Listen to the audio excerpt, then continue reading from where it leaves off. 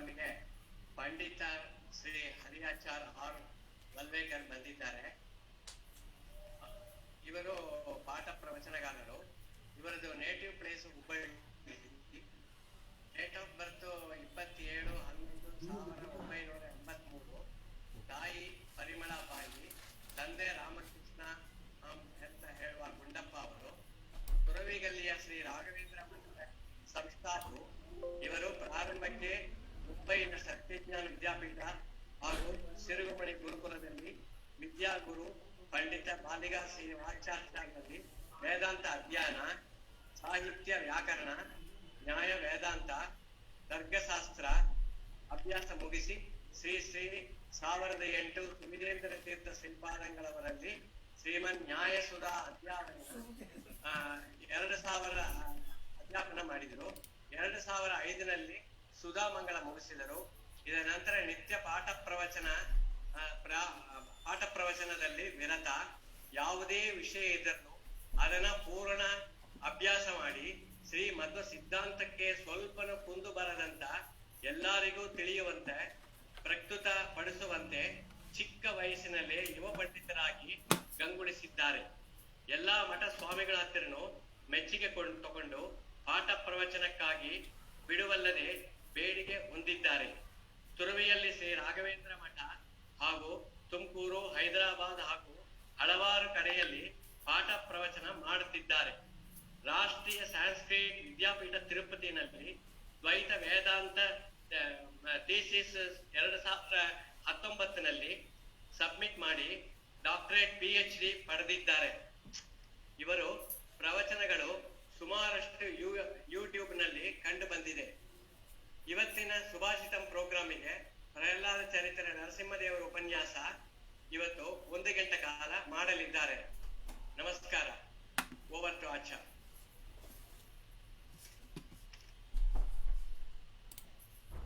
ಆಚಾರ್ಯ, ನೀವು ಶುರು ಮಾಡ್ಬೋದು.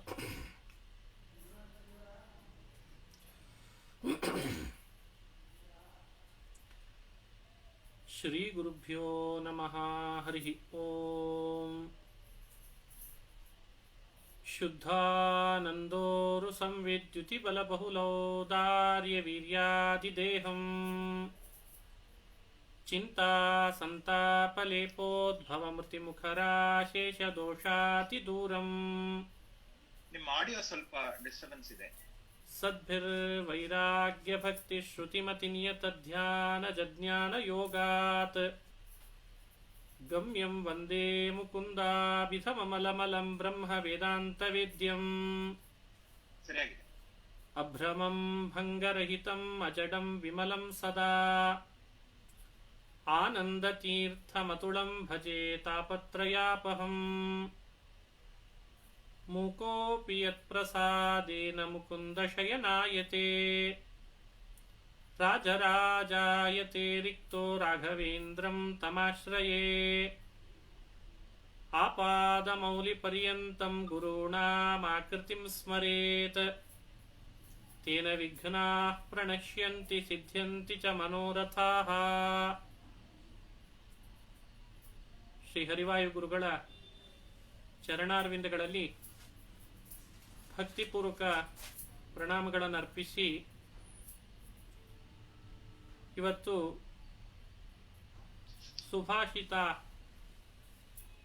ಸುಭಾಷಿತ ಕಾರ್ಯಕ್ರಮದಲ್ಲಿ ಪ್ರಹ್ಲಾದ ಚರಿತ್ರೆಯನ್ನು ಕುರಿತು ಒಂದು 4 ಮಾತನ್ನ ನಿಮ್ಮೆಲ್ಲರ ಜೊತೆಯಲ್ಲಿ ಹಂಚಿಕೊಳ್ಳಿಕ್ಕೆ ಅಂತ ಪ್ರಯತ್ನ ಮಾಡ್ತಾ ಇದ್ದೇನೆ. ಶ್ರೀಮದ್ ಭಾಗವತ ಮಹಾಪುರಾಣದ 7ನೇ ಸ್ಕಂಧ, ಸಪ್ತಮ ಸ್ಕಂಧದಲ್ಲಿ ಪ್ರಹ್ಲಾದನ ಚರಿತ್ರೆಯನ್ನು ವೇದವ್ಯಾಸರು ವಿಸ್ತಾರವಾಗಿ ಅನುಸಂಧಾನ ಮಾಡಿಸ್ತಾರೆ. ಭಾಗವತದಲ್ಲಿ 10ನೇ ಸ್ಕಂಧ ಶ್ರೀಕೃಷ್ಣನ ಚರಿತ್ರೆಗೆ ಮೀಸಲು, 7ನೇ ಸ್ಕಂಧ ಅದು ಪ್ರಹ್ಲಾದನಿಗೆ. ನಾವು ಗಮನಿಸಿರುತ್ತೇವೆ, ಬೇರೆ ಬೇರೆ ಸ್ಕಂಧಗಳಲ್ಲೆಲ್ಲ 3-4 ಭಕ್ತರ ಕಥೆಗಳನ್ನು ವ್ಯಾಸರು ಹೇಳಿದರೆ, 7ನೇ ಸ್ಕಂದದಲ್ಲಿ ಪ್ರಹ್ಲಾದನ ಚರಿತ್ರೆಯನ್ನು ಮಾತ್ರ ಹೇಳ್ತಾರೆ. ಹಾಗಾಗಿ ಇಡೀ ಭಾಗವತದೊಳಗೆ ಭಕ್ತನಿಗಾಗಿ ಅಂತ ಒಂದು ಮೀಸಲಿಟ್ಟ ಸ್ಕಂಧ ಅದು 7ನೇ ಸ್ಕಂಧ. ಭಗವಂತನಿಗಾಗಿ ಅಂತ ಮೀಸಲಿಟ್ಟ ಸ್ಕಂಧ ಅದು ಕೃಷ್ಣನ ಚರಿತ್ರೆ ಹೇಳಲಿಕ್ಕೆ 10ನೇ ಸ್ಕಂಧ. ಪ್ರಹ್ಲಾದನ ಚರಿತ್ರೆಯನ್ನು ನಾವು ತಿಳ್ಕೊಳ್ಬೇಕಾದ್ರೆ 7ನೇ ಸ್ಕಂದದ ಮೂಲಕವಾಗಿಯೇ ತಿಳಿಬೇಕು.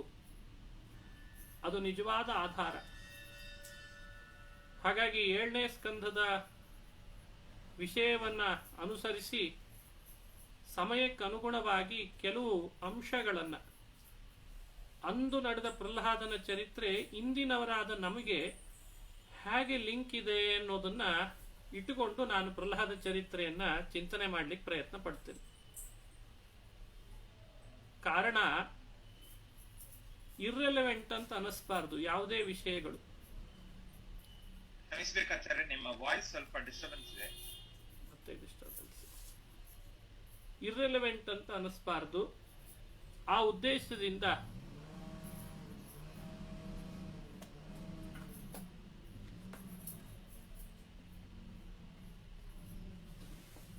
ಈಗ ಸ್ವಲ್ಪ ಬೆಟರ್ ಮಾತಾಡಿ.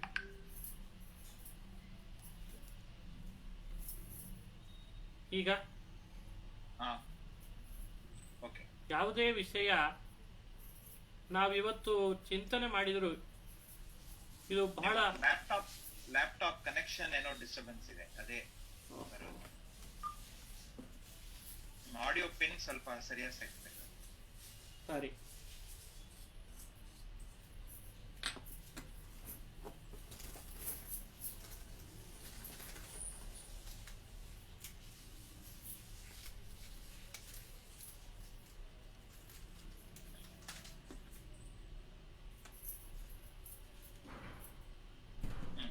ಈಗ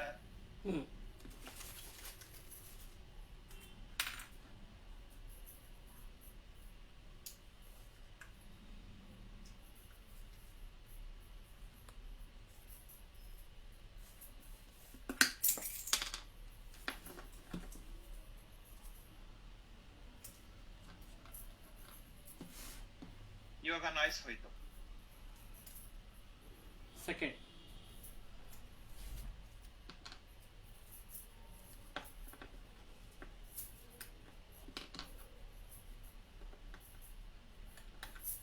ಕೇಳಿಸ್ತದ? ಕೇಳಿಸ್ತದೆ.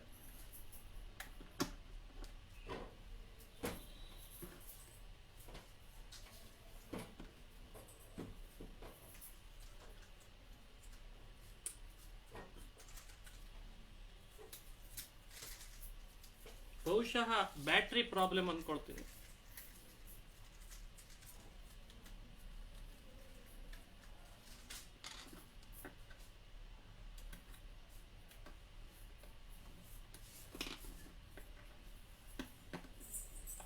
ಈಗ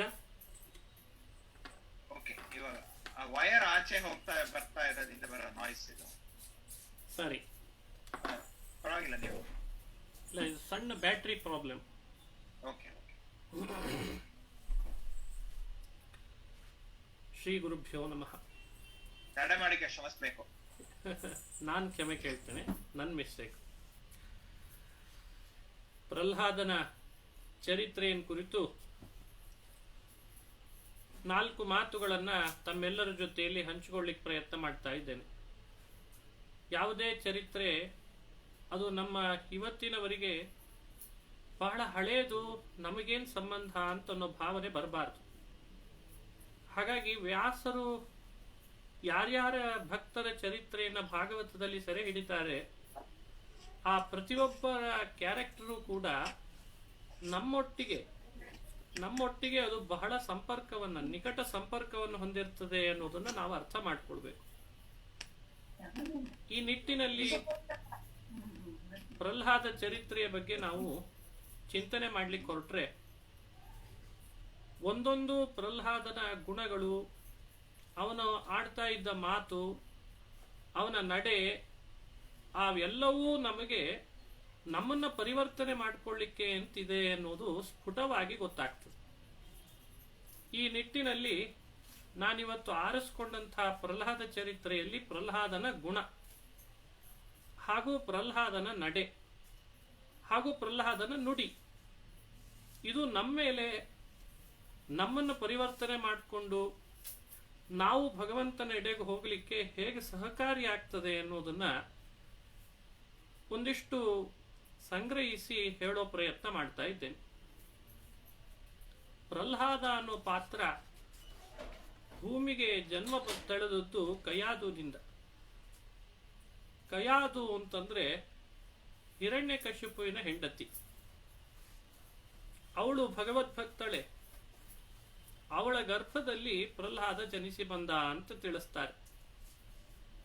ಇದು ನಾರದ ಹಾಗೂ ಯುಧಿಷ್ಠಿರನ ಸಂವಾದದಲ್ಲಿ ಮೂಡಿ ಬರ್ತದೆ. ನಾರದ ಯುಧಿಷ್ಠಿರ ಸಂವಾದವನ್ನೇ ಶುಕಮುನಿಗಳು ಪರೀಕ್ಷಿತನಿಗೆ ವಿಸ್ತಾರ ಮಾಡ್ತಾರೆ. ನಾರದರು ತಿಳಿಸುವಾಗಂತಾರೆ, ಪ್ರಹ್ಲಾದ ಹೇಗಿದ್ದ,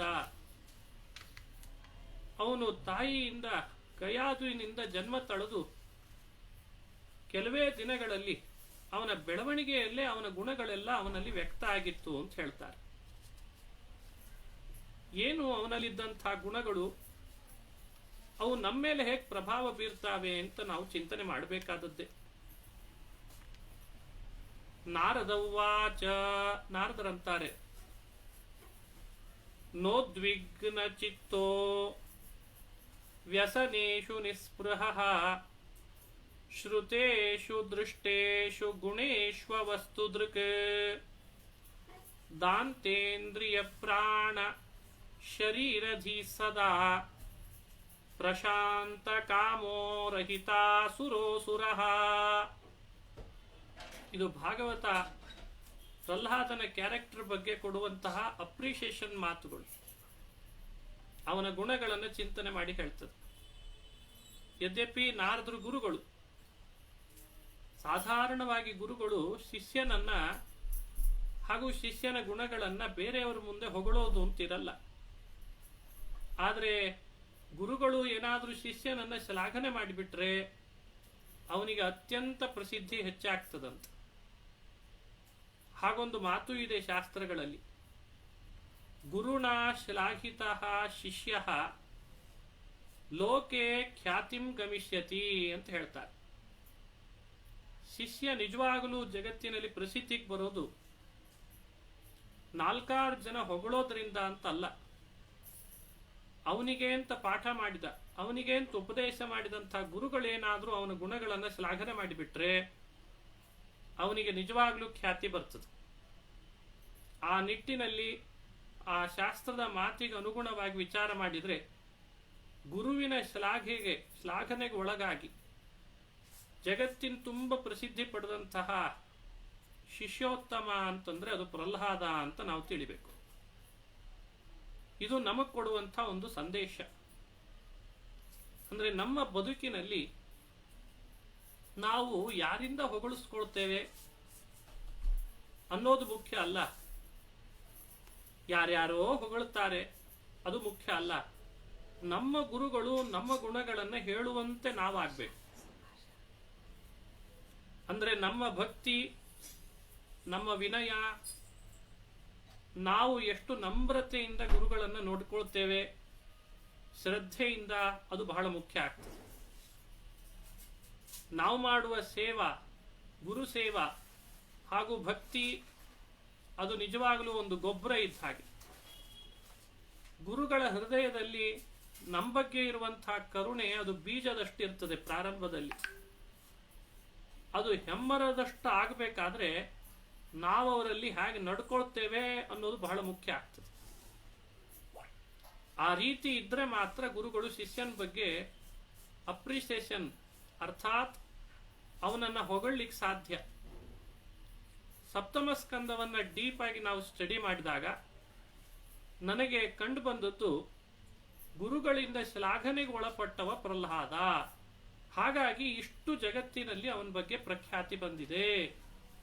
ಹಾಗಾದ್ರೆ ನಾವು ನಮ್ಮ ಬದುಕಿನೊಳಗೆ ಗುರುಗಳ ಶ್ಲಾಘನೆ ಬರುವಂತೆ ಮಾಡಿಕೊಳ್ಬೇಕು. ಇದು ಒಂದು ಸಂದೇಶವನ್ನ ಪ್ರಹ್ಲಾದನ ಗುಣಚಿಂತನೆ ಮಾಡುವಾಗ ನಮಗೆ ತಿಳಿದು ಬರ್ತದೆ. ಇನ್ನು ಆ ಶ್ಲೋಕ ಓದಿದಾಗ ಶ್ಲಾಘನೆಯಲ್ಲಿ ಯಾವ್ಯಾವ ಗುಣಗಳನ್ನ ಗುರುಗಳಾದಂಥ ನಾರದರು ಪ್ರಹ್ಲಾದನ ಬಗ್ಗೆ ಹೇಳ್ತಾರೆ. ಅದನ್ನ ನಾವು ಇವತ್ತು ನೋಡಬೇಕು. ಪ್ರಹ್ಲಾದ ಹೇಗಿದ್ದ ಅಂತ ಹೇಳುವಾಗ, ನೋದ್ವಿಗ್ನ ಚಿತ್ತೋ, ಇದು ಮೊದಲನೇ ಗುಣ ನೋಡಿ. ಇದು ಪ್ರಹ್ಲಾದನ ಗುಣ ಅಂತ ಹೇಳಿ ನಮ್ಮನ್ನ ತಿದ್ದುಕೊಳ್ಳಿ, ಇಂಥ ಗುಣ ನಮ್ಮಲ್ಲಿ ಬರುವಂತೆ ಮಾಡ್ಕೊಳ್ಳಿ ಅಂತ ಹೇಳಲಿಕ್ಕೆ ಆ ಕ್ಯಾರೆಕ್ಟರ್ ಅನ್ನ ಭಾಗವತ ನಮ್ಮ ಮುಂದೆ ಇಡ್ತದೆ. ನೋದ್ವಿಗ್ನ ಚಿತ್ತ ಅಂದ್ರೆ ಅರ್ಥ, ಪ್ರಹ್ಲಾದ ಯಾವ ಕಾರಣಕ್ಕೂ ಯಾವತ್ತೂ ಕೂಡ ಉದ್ವೇಗಕ್ಕೆ ಒಳಗಾಗ್ತಾ ಇರಲಿಲ್ಲ ಅಂತಾರೆ. ಎಂಥದ್ದೇ ಸಂದರ್ಭ ನಡೀಲಿ ಮನೆ ಒಳಗೆ, ಆತ ಮಾತ್ರ ಯಾವತ್ತೂ ಉದ್ವೇಗಕ್ಕೆ ಒಳಗಾಗ್ತಾ ಇರಲಿಲ್ಲ. ಇದು ನಾವು ಕಲಿಬೇಕಾದ ಪಾಠ ಅಲ್ವೇ? ಇವತ್ತು ನಾವು ಸಣ್ಣ ಸಣ್ಣ ವಿಷಯಗಳಿಗೆ ಮನೆ ಒಳಗೆ ಉದ್ವೇಗಕ್ಕೆ ಒಳಗಾಗ್ತೀವಿ. ಆ ಉದ್ವೇಗ ನಾನಾ ರೀತಿಯಾದ ಪರಿಣಾಮ, ವೈಮನಸ್ಯವನ್ನ ತಂದುಕೊಡುತ್ತದೆ. ಮನೆಯಲ್ಲಿ ನಮಗೆ ಅರ್ಥ ಆಗ್ತಿರ್ತದೆ, ನಾನು ಉದ್ವೇಗಕ್ಕೆ ಒಳಗಾದೆ ಅಂತ ಇಷ್ಟೆಲ್ಲ ಆಯ್ತಲ್ಲ ಅಂತ. ಆ ಒಂದು ಸಮಯ, ಆ ಮೂಮೆಂಟ್ ಅನ್ನ ಸ್ವಲ್ಪ ನಾವು ಕಂಟ್ರೋಲ್ ಮಾಡಿಕೊಂಡ್ರೆ ಬಹಳ ದೊಡ್ಡ ಗುಡ್ಡವನ್ನೇ ಏರ್ಬಹುದು. ಆದ್ರೆ ಆ ಸಮಯವನ್ನ ಮೀರ್ಬಿಡ್ತೇವೆ. ಅದನ್ನ ಪ್ರಹ್ಲಾದ ಬಹಳ ಚೆನ್ನಾಗಿ ನಿಯಂತ್ರಿಸ್ತಿದ್ದ ಮನಸ್ಸನ್ನ. ಎಂಥ ಸಂದರ್ಭವೇ ಮನೆಯಲ್ಲಿ ನಡೀಲಿ, ಅವನು ಮಾತ್ರ ಉದ್ವೇಗಕ್ಕೆ ಒಳಗಾಗ್ತಿರ್ಲಿಲ್ಲ. ಹೀಗೆ ಗುರುಗಳಾದಂಥ ನಾರದರು ಪ್ರಹ್ಲಾದನ ಗುಣಗಾನ ಮಾಡ್ತಾರೆ. ನೋದ್ವಿಗ್ನ ಚಿತ್ತ, ಮೊದಲನೇ ಗುಣ. ಈ ಗುಣ ನಮಗೆ ಎಷ್ಟು ಸಹಕಾರಿ, ಎಷ್ಟರ ಮಟ್ಟಿಗೆ ನಮ್ಮನ್ನ ಎತ್ತರಕ್ಕೆ ಒಯ್ತದೆ, ಇದೊಂದನ್ನು ನಾವು ಬೆಳೆಸ್ಕೊಂಡ್ರೆ ಇದನ್ನ ನಾವು ಅರ್ಥೈಸ್ಕೊಳ್ಬೇಕು. ಎರಡನೇ ಅಂಶ, ವ್ಯಸನೇಶು ನಿಸ್ಪೃಹ.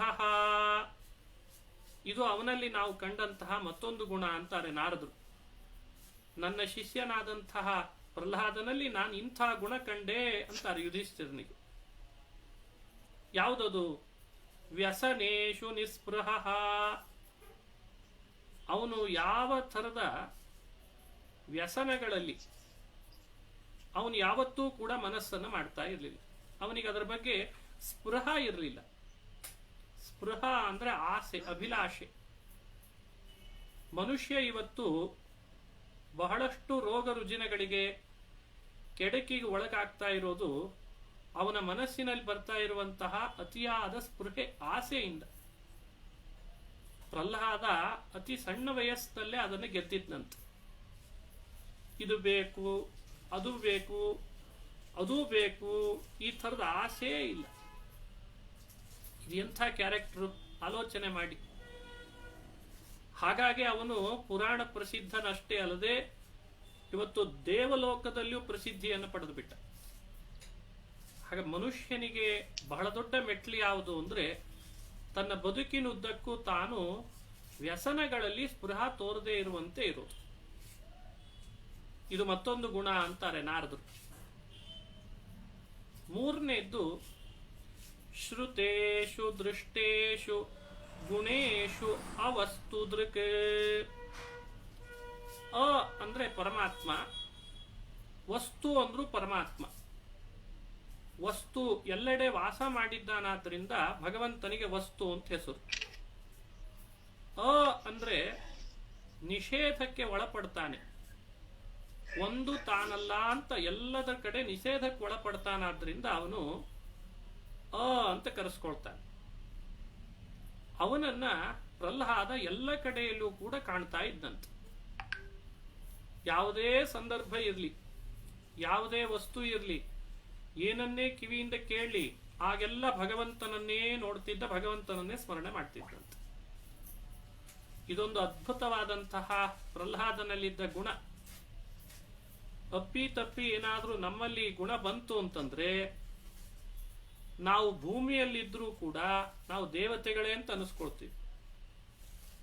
ನಾವು ಭೂಮಿಯಲ್ಲಿದ್ರೂ ಮಾನವರಲ್ಲ. ಆವಾಗ ಏನ್ ನೋಡ್ತೇವೆ, ಏನ್ ಕೇಳ್ತೇವೆ, ಯಾರೊಟ್ಟಿಗೆ ಮಾತಾಡ್ತೇವೆ, ಯಾವುದನ್ನ ಸ್ಪರ್ಶ ಮಾಡ್ತೇವೆ, ಯಾವುದನ್ನು ಉಪಭೋಗಿಸ್ತೇವೆ, ಇವೆಲ್ಲದರಲ್ಲೂ ನಮಗೆ ಭಗವಂತ ಒಂದೊಂದು ರೂಪದಿಂದ ಇದ್ದಾನೆ ಅನ್ನುವಂಥ ಒಂದು ಅಪೂರ್ವವಾದ ಕನ್ನಡಕವನ್ನ ನಾವೇನಾದ್ರೂ ಹಾಕೊಂಡ್ಬಿಟ್ರೆ ಆ ತಿಳುವಳಿಕೆಯನ್ನು ಪಡ್ಕೊಂಡು ಬಿಟ್ರೆ ನಾವು ಭೂಮಿಯ ಮೇಲಿದ್ರೂ ಕೂಡ ನಾವು ಮಾನವರಲ್ಲ, ನಾವು ದೇವತೆಗಳು ಅಂತ ಅನಿಸ್ಕೊಳ್ತೀವಿ. ಅಂಥ ಅದ್ಭುತವಾದ ಪರ್ಸನಾಲಿಟಿ ಇದು. ಸಾಧ್ಯವಾದಷ್ಟು ಇದನ್ನು ನಾವು ಕಲೀಲಿಕ್ಕೆ ಪ್ರಯತ್ನ ಪಡಬೇಕು. ಇಂಥ ಗುಣ ನನ್ನ ಶಿಷ್ಯ ಪ್ರಹ್ಲಾದನಲ್ಲಿತ್ತು ಅಂತ ಹೇಳ್ತಾರೆ ನಾರದರು. ಆಲೋಚನೆ ಮಾಡಬೇಕಲ್ವೇ? ನೋದ್ವಿಗ್ನ ಚಿತ್ತೋ ವ್ಯಸನೇಷು ನಿಸ್ಪೃಹಃ ಶ್ರುತೇಷು ದೃಷ್ಟೇಷು ಗುಣೇಷ್ವವಸ್ತುದೃಕ್ ದಾಂತೇಂದ್ರಿಯ ಪ್ರಾಣ ಶರೀರಧಿ ಸದಾ ಪ್ರಶಾಂತ ಕಾಮೋ ರಹಿತಾಸುರೋಸುರಃ. ಇಂದ್ರಿಯಗಳನ್ನ ಯಾವ ಕಾರಣಕ್ಕೂ ಹರಿಬಿಡ್ತಿರ್ಲಿಲ್ಲ. ಇದು ಮತ್ತೊಂದು ಅವನ ಪರ್ಸನಾಲಿಟಿ. ಆಲೋಚನೆ ಮಾಡಿ, ಆ ವಯಸ್ಸಿನಲ್ಲಿ ಪ್ರಹ್ಲಾದ ಒಂದಿಂದ್ರಿಯಗಳನ್ನು ಕೂಡ ವಿಷಯಗಳ ಕಡೆ ಹರಿಬಿಡದಂತೆ ಅದನ್ನು ನಿಯಂತ್ರಿಸ್ತಿದ್ದ ಅಂತಂದ್ರೆ ಅದು ಸಾಧಾರಣ ಕೆಲಸ ಅಲ್ಲ. ಅಂಥದ್ದು ಅವನಿಗೆ ಬರ್ತೆ ಆ ಸಿದ್ಧಿ ಬಂದಿತ್ತಂತೆ. ಇದು ಈ ಸಿದ್ಧಿ ಬಂದಿದೆ ಅಂತಂದ್ಮೇಲೆ ಮತ್ತೆ ನಾರದರಿಗೆ ಅವನ ಬಗ್ಗೆ ಸಂತೋಷ ಆಗದೆ ಇರ್ತದ? ನೋಡಿ, ದೇವರನ್ನು ಕಾಣ್ಲಿಕ್ಕಿರುವಂತಹ ಅರ್ಹತೆಗಳಲ್ಲಿ ಈಗ ಹೇಳ್ತಾ ಇರುವಂತಹ ಗುಣಗಳೇ ನಿಜವಾಗ್ಲೂ ಅರ್ಹತೆ. ಬಹಳ ಜನಗಳಿಗೆ ಒಂದು ಆಸೆ ಇದೆ, ನಮ್ಮ ಕಣ್ಣಿಗೂ ಪ್ರಹ್ಲಾದನಿಗೆ ಕಂಡಂತೆ ದೇವ್ರು ಯಾಕೆ ಕಾಣ್ತಾ ಇಲ್ಲ, ಕಾಣಬಾರ್ದೆ? ಒಂದ್ಸಲಿ ನಾವು ಕೂಗಿದ್ರೆ ಮನೆ ಒಳಗೆ ಬಾರೋ ಲಕ್ಷ್ಮೀ ನರಸಿಂಹ ಅಂದ್ರೆ ಕಣ್ಣು ಮುಂದೆ ಬಂದ್ಬಿಡ್ಬಾರ್ದೆ? ಪ್ರಹ್ಲಾದ ಕೂಗಿದಾಗ ಬರಲಿಲ್ಲ, ಬಂದಲ್ಲ ಮತ್ತೆ. ಅದಕ್ಕೆ ಪ್ರಹ್ಲಾದ ಕೂಗಿದಾಗ ಬಂದ. ಯಾಕೆ ಅಂದ್ರೆ ಅವನಲ್ಲಿ ದಾಂತೇಂದ್ರಿಯ ಪ್ರಾಣ ಶರೀರಧೀಹಿ ಪ್ರಶಾಂತ ಕಾಮಃ. ನೋಡ್ರಿ, ಅವನ ಹಾಗಿದ್ದ, ಅವನ ಪರ್ಸನಾಲಿಟಿ ಹಾಗಿತ್ತು.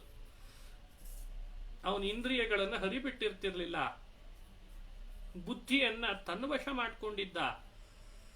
ಹಾಗೂ ಪ್ರಶಾಂತ ಕಾಮಃ, ಅವನ ವ್ಯಕ್ತಿತ್ವ ಇದು ಬಹಳ ದೊಡ್ಡದು. ಪ್ರಶಾಂತ ಕಾಮಃ ಅಂದ್ರೆ ಶಮ ಅಂತ ಅರ್ಥ. ಶಾಂತೋ ದಾಂತಃ ಉಪರತ ಸ್ಥಿತಿಕ್ಷು ಸಮಾಹಿತಃ ಅಂತ ಉಪನಿಷತ್ತಿನಲ್ಲಿ ಹೇಳ್ತದೆ. ಮೋಕ್ಷ ಬಯಸುವವ ಹೇಗಿರ್ತಾನೆ, ಮೋಕ್ಷದ ಬಯಕೆ ಇರುವ ಅಧಿಕಾರಿ ಹೇಗಿರ್ತಾನೆ ಅಂತ ಹೇಳುವಾಗ ಉಪನಿಷತ್ನಲ್ಲಿ ಶಾಂತಃ ಅಂದ್ರೆ ಶಮೋ ಮನ್ನಿಷ್ಠತಾ ಬುದ್ಧೇ ಅಂತ ಅರ್ಥ. ಬಹಳ ಅಪೂರ್ವವಾದ ರೀತಿಯಲ್ಲಿ ಬುದ್ಧಿ ಯಾವತ್ತೂ ಚಂಚಲಗೊಳಿಸದಂತೆ ಭಗವಂತನ ಬಗ್ಗೆ ಆಲೋಚನೆ ಮಾಡ್ತದೆ. ಅದು ಶಾಂತತೆ ಅಂತ ಅರ್ಥ. ಹಾಗಾಗಿ ಪ್ರಶಾಂತ ಕಾಮಃ ಇದು ಪ್ರಹ್ಲಾದನ ವ್ಯಕ್ತಿತ್ವ ಅಂತ ಅನೇಕ ಗುಣಗಳನ್ನ ನಾನು ಕೆಲವೊಂದನ್ನು ಮಾತ್ರ ಹೇಳಿದೆ, ಇನ್ನೂ ಅನೇಕ ಹೇಳ್ತಾರೆ. ಬ್ರಹ್ಮಣ್ಯ ಶೀಲ ಸಂಪನ್ನ ಸತ್ಯಸಂಧ ಜಿತೇಂದ್ರಿಯ ಆತ್ಮವತ್ ಸರ್ವಭೂತಾನಾಂ ಏಕಃ ಪ್ರಿಯ ಸುಹೃತ್ತಮಃ ಅಂತ. ಈ ಎಲ್ಲ ಗುಣಗಳನ್ನ ನೀವು ಒಂದ್ಸಲಿ ಭಾಗವತದಲ್ಲಿ ಬಂದಂತೆ ಅವಲೋಕನ ಮಾಡಿಕೊಂಡ್ರೆ ನಮ್ಮಲ್ಲಿ ಯಾವ್ಯಾವುದ್ರದ್ದು ಕೊರತೆ ಇದೆ, ಯಾವ್ಯಾವುದನ್ನ ನಾವಿನ್ನೂ ಪಡಿಲಿಕ್ಕಿದೆ, ಯಾವ್ಯಾವುದನ್ನು ಪಡ್ಕೊಂಡ್ರೆ ಆ ಲಕ್ಷ್ಮೀ ನರಸಿಂಹ ಅವನಿಗೆ ದರ್ಶನ ಕೊಟ್ಟಂತೆ ನಮಗೂ ದರ್ಶನ ಕೊಡ್ತಾನೆ, ಅವನಿಗೆ ಪ್ರಸಿದ್ಧಿ ಬಂದಂತೆ ನಮ್ಮ ಯೋಗ್ಯತೆಗೆ ನಮಗೂ ಪ್ರಸಿದ್ಧಿ ನಮಗೂ ಕೊಡ್ತಾನೆ. ಇದನ್ನ ನಾವು ಆಲೋಚನೆ ಮಾಡಬೇಕು. ಹಾಗಾಗಿ ಪ್ರಹ್ಲಾದನ ಗುಣಚಿಂತನೆಯ ಬಗ್ಗೆ ಅಂತ ಹೇಳಿ ಒಂದು ದೊಡ್ಡ ಅನುಸಂಧಾನ ಮಾಡ್ಲಿಕ್ಕೆ ಬರ್ತದೆ. ಕೆಲವು ಪರ್ಸನಾಲಿಟಿಗಳನ್ನು ಮಾತ್ರ ನಾನು ಹಂಚಿಕೊಳ್ತಾ ಇದ್ದೇನೆ. ಇದು ಅವನ ಗುಣಚಿಂತನೆಗೆ ಸಂಬಂಧಪಟ್ಟಂತೆ.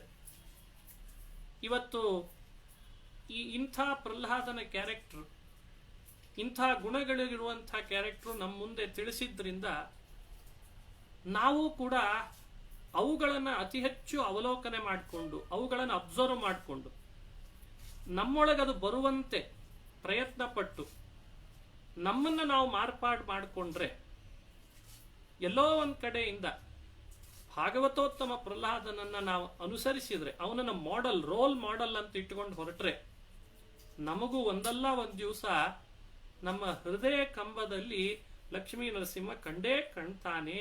ಇದು ಭಾಗವತ ಪ್ರಹ್ಲಾದನ ಪಾತ್ರ ನಮ್ಗೆ ತೋರಿಸಿ ಚಿಂತನೆ ಕೊಡ್ತದೆ. ಇದು ಒಂದು. ಇನ್ನೊಂದು ಅಂಶ ಅವನ ಗುಣ ಹಾಗೂ ಅವನ ನುಡಿ ಹಾಗೂ ಅವನ ನಡೆ. ಅವನ ನುಡಿ ಹಾಗೂ ನಡೆಗಳನ್ನು ನಾವು ಸಪ್ತಮ ಸ್ಕಂದದ ಛಾಯೆಯಲ್ಲಿ ಅನುಸಂಧಾನ ಮಾಡ್ತಾ ಬಂದ್ರೆ ಅವನ ನುಡಿಗಳಲ್ಲಿ ಕೆಲವು ವಿಷಯಗಳನ್ನು ನಿಮ್ಮ ಮುಂದೆ ಹಂಚಿಕೊಳ್ತೇನೆ.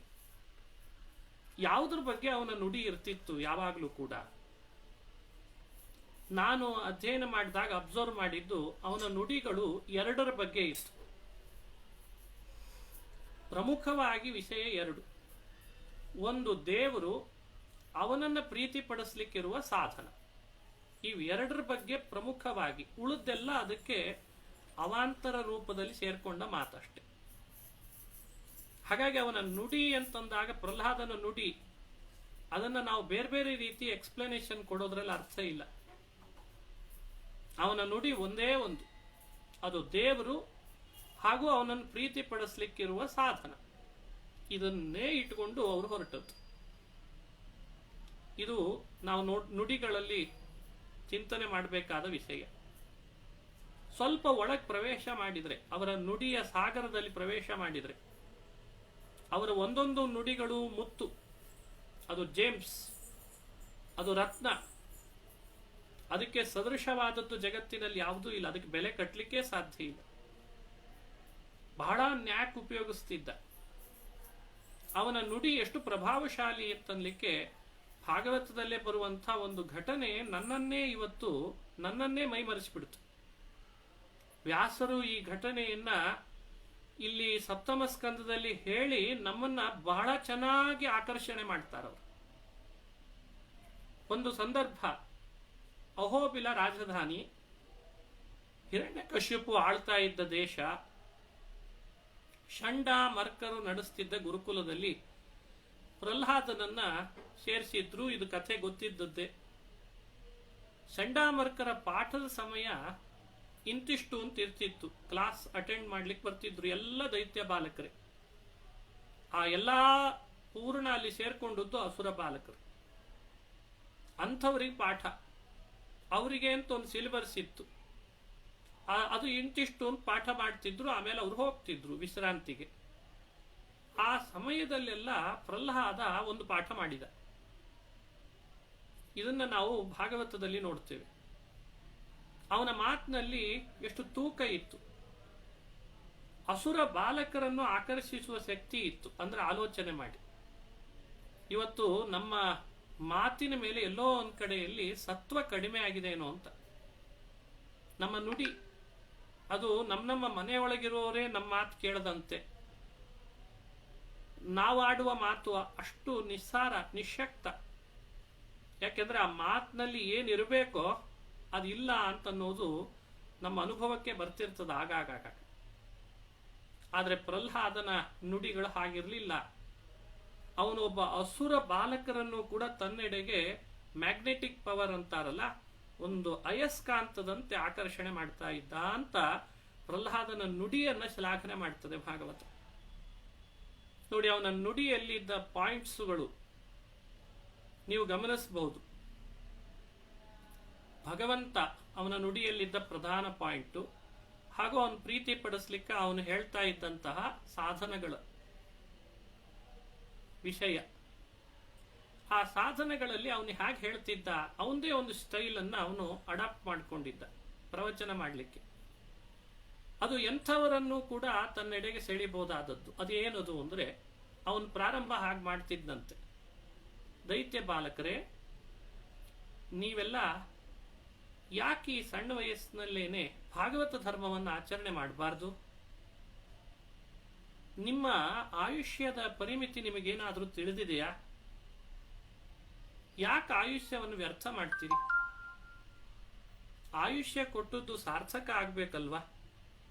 ಹಾಗಾದ್ರೆ ನಿಮ್ಮ ಆಯುಷ್ಯವನ್ನ ನೀವು ಸಾರ್ಥಕ ಮಾಡ್ಕೊಳ್ಳಿಕ್ಕೆ ಈ ವಯಸ್ಸಿನಿಂದಲೇ ಭಾಗವತ ಧರ್ಮದ ಆಚರಣೆ ನಿಮಗೆ ಕಡ್ಡಾಯ ಅಂತ ಅನಿಸಲ್ವೇ? ಅದಕ್ಕೆ ಒಬ್ಬ ಬಾಲಕ ಕೇಳಬಹುದು, ದೈತ್ಯ ಬಾಲಕ, ಅಲ್ಲ ಪ್ರಹ್ಲಾದ, ನಮ್ಮ ವಯಸ್ಸು ಈಗಿನ್ನೂ ಸಣ್ಣದಿದೆ, ನಾವು ಸ್ಕೂಲ್ ಓದ್ತಿದ್ದೇವೆ, ಮುಂದೆ ಕಾಲೇಜು ಡಿಗ್ರಿ ಮುಗಿಸಿದ ಮೇಲೆ ನೀನು ಹೇಳ್ದಂತೆ ಅದು ಯಾವುದೋ ಭಾಗವತದ ಧರ್ಮ ಹಾಗೂ ಆ ದೇವರು ಅವನ ಬಗ್ಗೆ ಒಂದು ಹೈಯರ್ ಸ್ಟಡಿ ಮಾಡೋಣಂತೆ ಅಂತ ಒಬ್ಬ ದೈತ್ಯ ಬಾಲಕ ಕೇಳಬಹುದಲ್ಲ. ಅದಕ್ಕೆ ಪ್ರಹ್ಲಾದನ್ ಉತ್ತರ ಏನಾಗಿತ್ತು? ಅವನು ಕ್ಯಾಲ್ಕುಲೇಟೆಡ್ ಆಗಿ ಹೇಳ್ತಾ ಇದ್ದ, ನೋಡಿ ನಿಮ್ಮ ಆಯುಷ್ಯ 100 ವರ್ಷ ಅಂತ ಇಟ್ಕೊಳ್ಳೋಣ, ಅದರಲ್ಲಿ 50 ವರ್ಷ ಹಾಗೂ 20 ಮತ್20 ಹಾಗೂ 10 ಹೀಗೊಂದು ಭಾಗ ಮಾಡ್ತಾನೆ ಪ್ರಹ್ಲಾದ. ನೋಡಿ, ಇಂಥ ಮಾತು ಇವತ್ತಿನ ಜನರೇಷನ್ನಿಗೂ ಕೂಡ ಸಹಜವಾಗಿ ಅದು ಅವರ ಮನಸ್ಸನ್ನ ಅಟ್ರಾಕ್ಟ್ ಮಾಡ್ತದೆ.